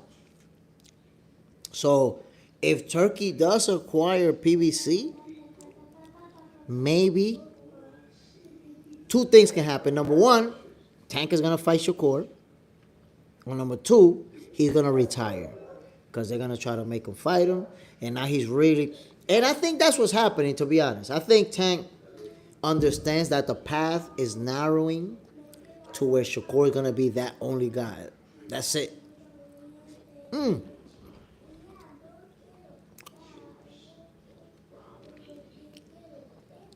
Think about Jesus G, who's fighting today. Jack Catterall is fighting Harlem Eubank. Skye Nicholson is also fighting. You know that she's coming back after losing her title to Tierra Brown, so this is her comeback fight. There's a few other fights, some real good fights on the zone, my peoples. They're going to be in the UK, Manchester, doing it. John Parham, I'm having omelets, potatoes, and blueberry muffins. Enjoy, my brother. That sounds real good.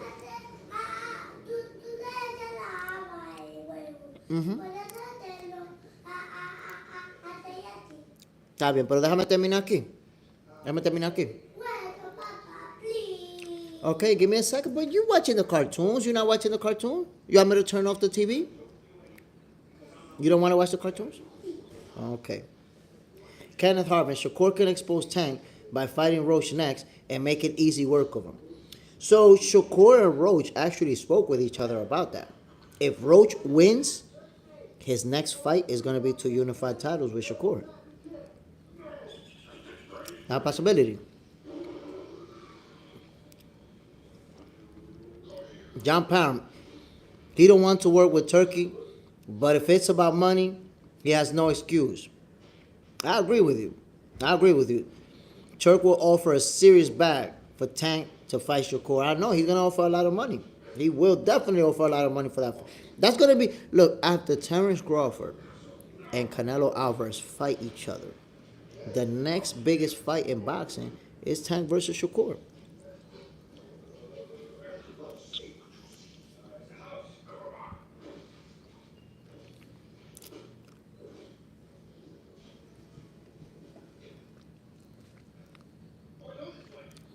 Ernest Morales, Mason, Keyshawn, and Norman are the future. We are in store for some great fights. Dominican breakfast is great. Full course meal. I have a favorite spot and Barrio Orero. Yo, Dominican food is real, my peoples, if you tried it. John Parham. Either way, I still want Ryan and Devin. I want that rematch. I want to see Devin Haney and Ryan Garcia fight that rematch. I don't know if it's going to happen because obviously there's there's issue going on with Ryan Garcia and Oscar, going back and forth. Oscar said that fight wasn't going to happen, so we really just don't know if that fight is going to happen.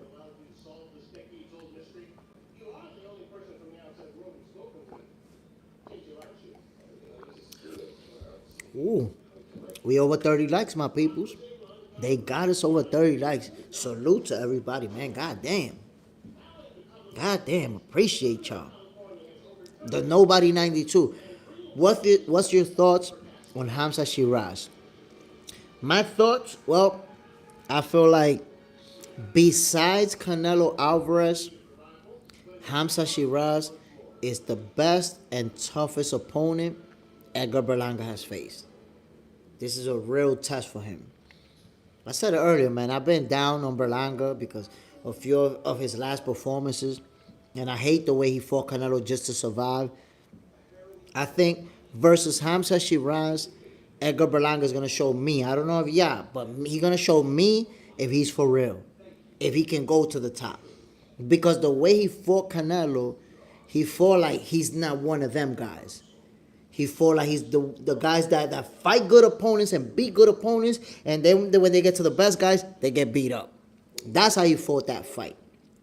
Because if I look at David Morrell, when he lost to Benavidez, it's the opposite. It's completely the opposite.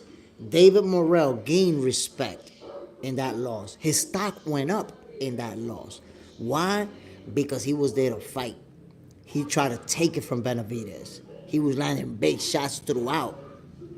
And he lost to the bigger, the better man. Okay, but he went out. He fought like he's cut from that same cloth. His opponent was a little bit bigger, a little bit stronger, got him. But he fought like we belong in the same ring. Yo, Berlanga did not fight Canelo like they belong in the same ring. So, I want to see what he's going to be able to do versus Hamza Shiraz. So, I got a lot of respect for Shiraz. I believe that he's a top-notch fighter. And he got what it takes to beat Berlanga. He got what it takes. Ernest Morales, great, well-balanced breakfast. You know it, my peoples. I got to give you a nice, healthy dosage of sweet science. Flip, Jay Smith, if you keep ignoring me, I'm going to get tanked to kick your nephew ass. Hold on, let me go back, Flip, because I didn't see what you said. What did you say, Flip? I'm scrolling back. Okay. Shakur can expose Tank by fighting Roach next and make it easy work of him. Oh, no. Jay Smith, can you answer my Mason question? Hold on, Flip, because I didn't see it. Jay Smith, look up. God, yo, Jay Smith, instead of telling me to look up, you know it's a lot easier to just ask the question again, because if you would have asked it again, I could have just answered it, and I'm over here scrolling my ass up trying to find where it is that you're talking about. Look up. And it's like 500 comments. Yo, Flip, damn, Flip, you did me wrong right now. Shakur. Oh, is Shakur your nephew, Jay Smith? Please be honest, sir. No, Flip, Shakur's not my nephew. Tell me one thing that I have said about Shakur that is not true. That's the thing. When people, like when you say that, it's like you say, oh no, you're exaggerating, but what have I said about Shakur that is not true? Multi-division champion, unified champion, reigning champion, undefeated, at 27 years old, one of the most accomplished young fighters. Does that make it seem like I'm a family member just because I'm saying his accomplishments? I don't know.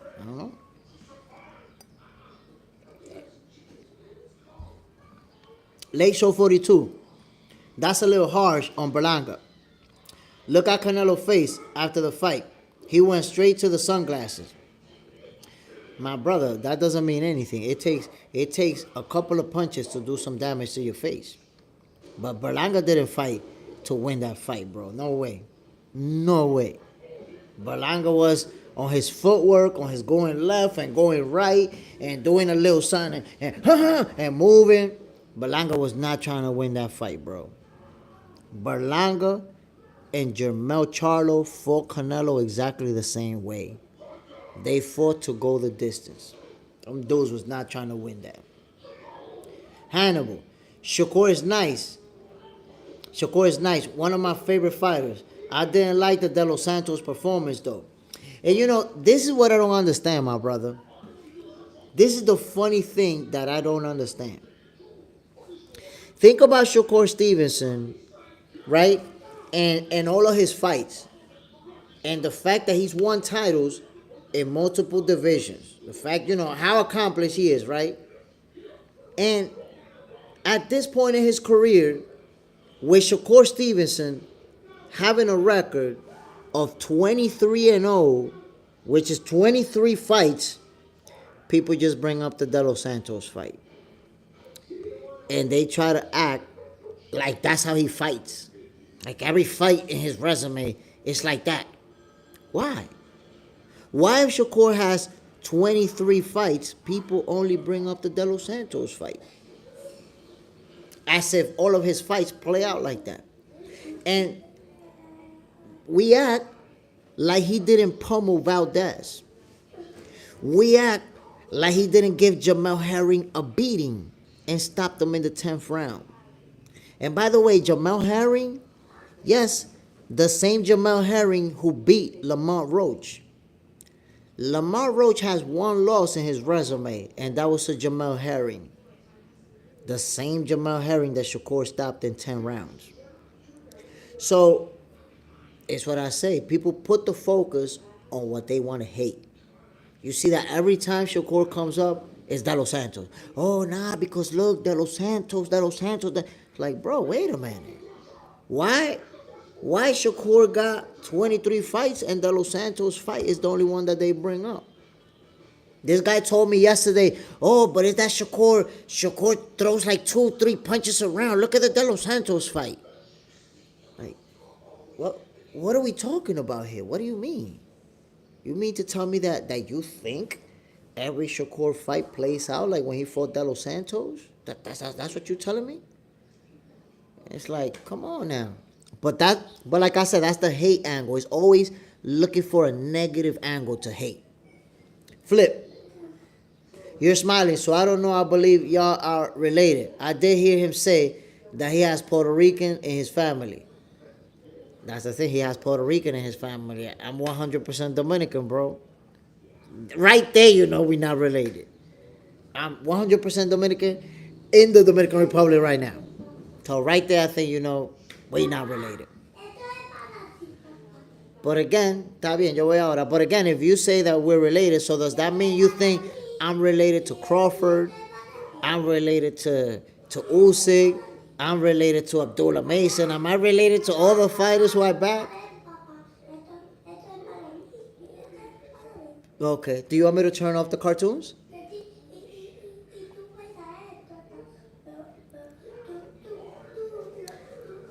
My peoples, let me change the cartoons. Let me change the cartoons for my son, man. He want to watch something else. Hold on. Hold on, Ryan. Hold on, Ryan. Let me put this over here. Thank you.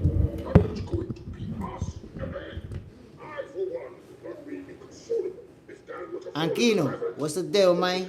Bam, late show. You ever lived in the States, bro? Good English. Yes, I actually grew up in New York. Grew up in New York City, my guy.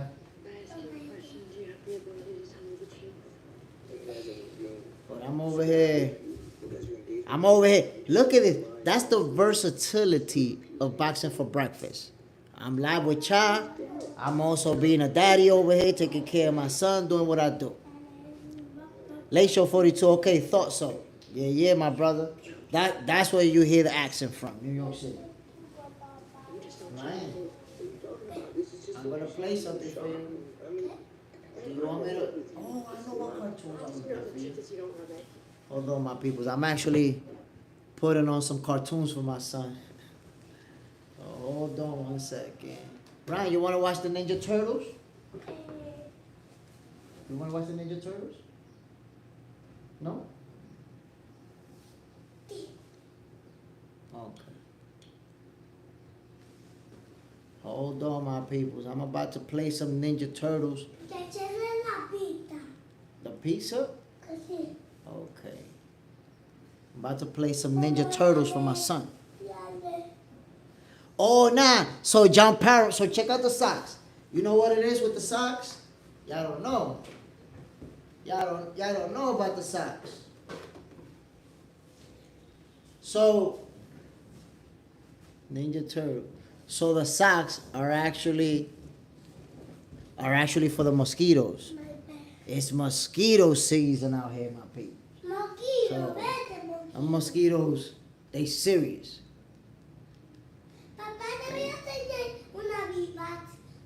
Show me. Te voy a enseñar. Te voy a enseñar qué está ahí. Ven, papá. Papá, ven, papá. Hold on, let me get the Ninja Turtles. Este, papá. Hold on, let me see. Este. No, it's this one. Look, it's this one. No. Look, that's the one with the cartoons with the turtles. No, esto es malo. Esto pelea.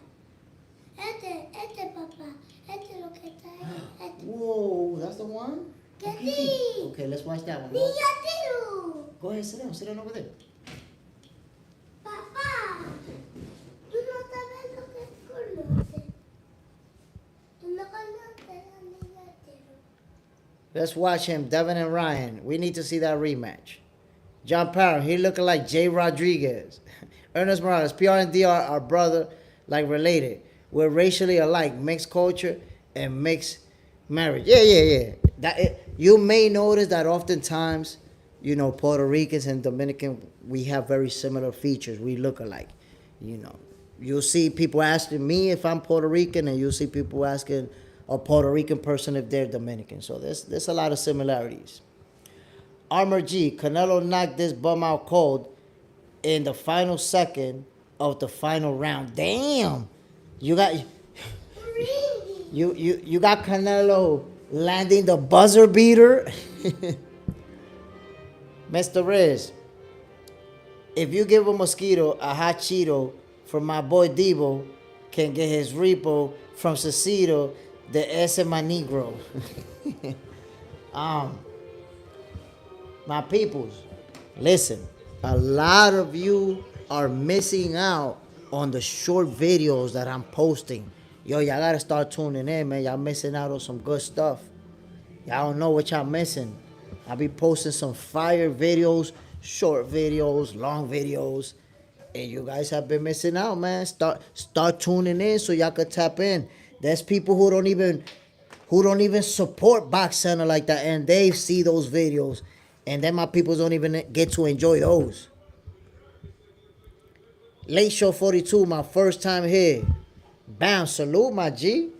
Salute. Appreciate you dropping in and enjoy your Box Center. It's not just about me, but it's about the boxing fan who wants to go back and forth, who wants to debate about the sport of boxing. And frankly, I think that Boxing for Breakfast is what boxing fans need. You know why? Because we get up in the morning, and the overwhelming majority of boxing fans, we don't have a family that loves boxing. Everybody in the family isn't watching the fights. You talk to your family members about the fights, and they're like, yeah, whatever. I don't want to hear that shit. I don't know those people. So you need boxing fans who can understand what's going to happen tonight, what's going to happen next week. Let's argue about it. That's what Boxing for Breakfast is about. Instead of us sitting at home with nobody to debate about these fights, now we got Boxing for Breakfast, my peoples. Ernest Morales, in tune with the short videos. You see? So Ernest Morales, you know what's the deal with the short videos. You know what it is. You know how we doing it. John Parent, positive vibes and opinions and some smoke. A little bit of trash talking here and there as long as we don't disrespect each other. Eye for eye. Facts. Straight up. So my peoples, I'm about to end this live. But before I end this live, as I have done for the last 3. And by the way, my peoples, y'all witnessing history. You guys are witnessing history. It's only 14 of us, but I'm going to tell you why you're witnessing history, ladies and gentlemen. This here is the 10th episode of Boxing for Breakfast. When I came up with this idea, I had people telling me, like, boxing for breakfast, that shit don't make sense. People watch boxing at night. Like, who the hell's gonna be tuning in? What? That don't, like, I actually had people telling me that boxing for breakfast didn't make no sense. And I was like, well, wait a minute. If I'm thinking about boxing in the morning, you trying to tell me that there's not thousands, millions of people around the world who get up in the morning, they thinking about the fights tonight, tomorrow, what's next? That's impossible. That's impossible. Ernest Morales, Jay, this will be a huge success. I appreciate it, my brother. Appreciate the kind words. Late Show 42. This show daily or weekend only? 10th stream. No, my brother, this is daily. So check this out. Check this out, Late Show 42. Boxing for Breakfast is meant to go on Mondays through Fridays. But last Friday, I said goodbye to everybody, and I'm going to see y'all on Monday, and I had at least 20 people hit me up. Like, nah, Jay, this Boxing for Breakfast shit, you got to do it tomorrow. You got to do it tomorrow because there were some fights last Friday. So I'm like, you know what, I'm gonna do it too on Saturday morning, right? So Boxing for Breakfast was meant to be on Monday through Friday, but apparently I might be on Saturdays and some Sundays too, especially if there's fights the day before. So tomorrow there is gonna be Boxing for Breakfast because we gotta talk about the fights from tonight. That's it. This is where you're gonna get a healthy dosage of sweet science early in the morning. And Late Show 42, Mondays through Fridays, Boxing for Breakfast starts at 6 in the morning. 6. Oh, wait. 6 in the morning Eastern time. 6 in the morning Eastern time. Tune in. You don't want to miss it, bro. You do not want to miss it. Mondays through Fridays, but now Saturdays and Sundays we may go on too if there's some fights coming up. Mr. Riz, you should do fight reactions. Oh, Mr. Riz.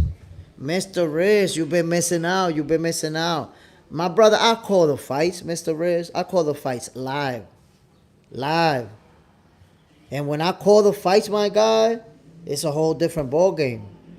I'm going to show you. Oh, man, Mr. Riz, you're telling me that I should. Man, you don't know what you're missing out on. Let me give you an example so you can see what I do, my brother. I got to show you an example because I want to make sure that you guys start catching these. Bill Haney confirmed. Damn, where are these fights, man? Versus Junior Dorico. Look at this. Look at this. Who you seen calling the fights like this? Watch. Left hook to the body from Dorico's. Ooh, a jab to the face. Past Soto's head looking like a bobblehead. Ooh, Soto's with the body assault.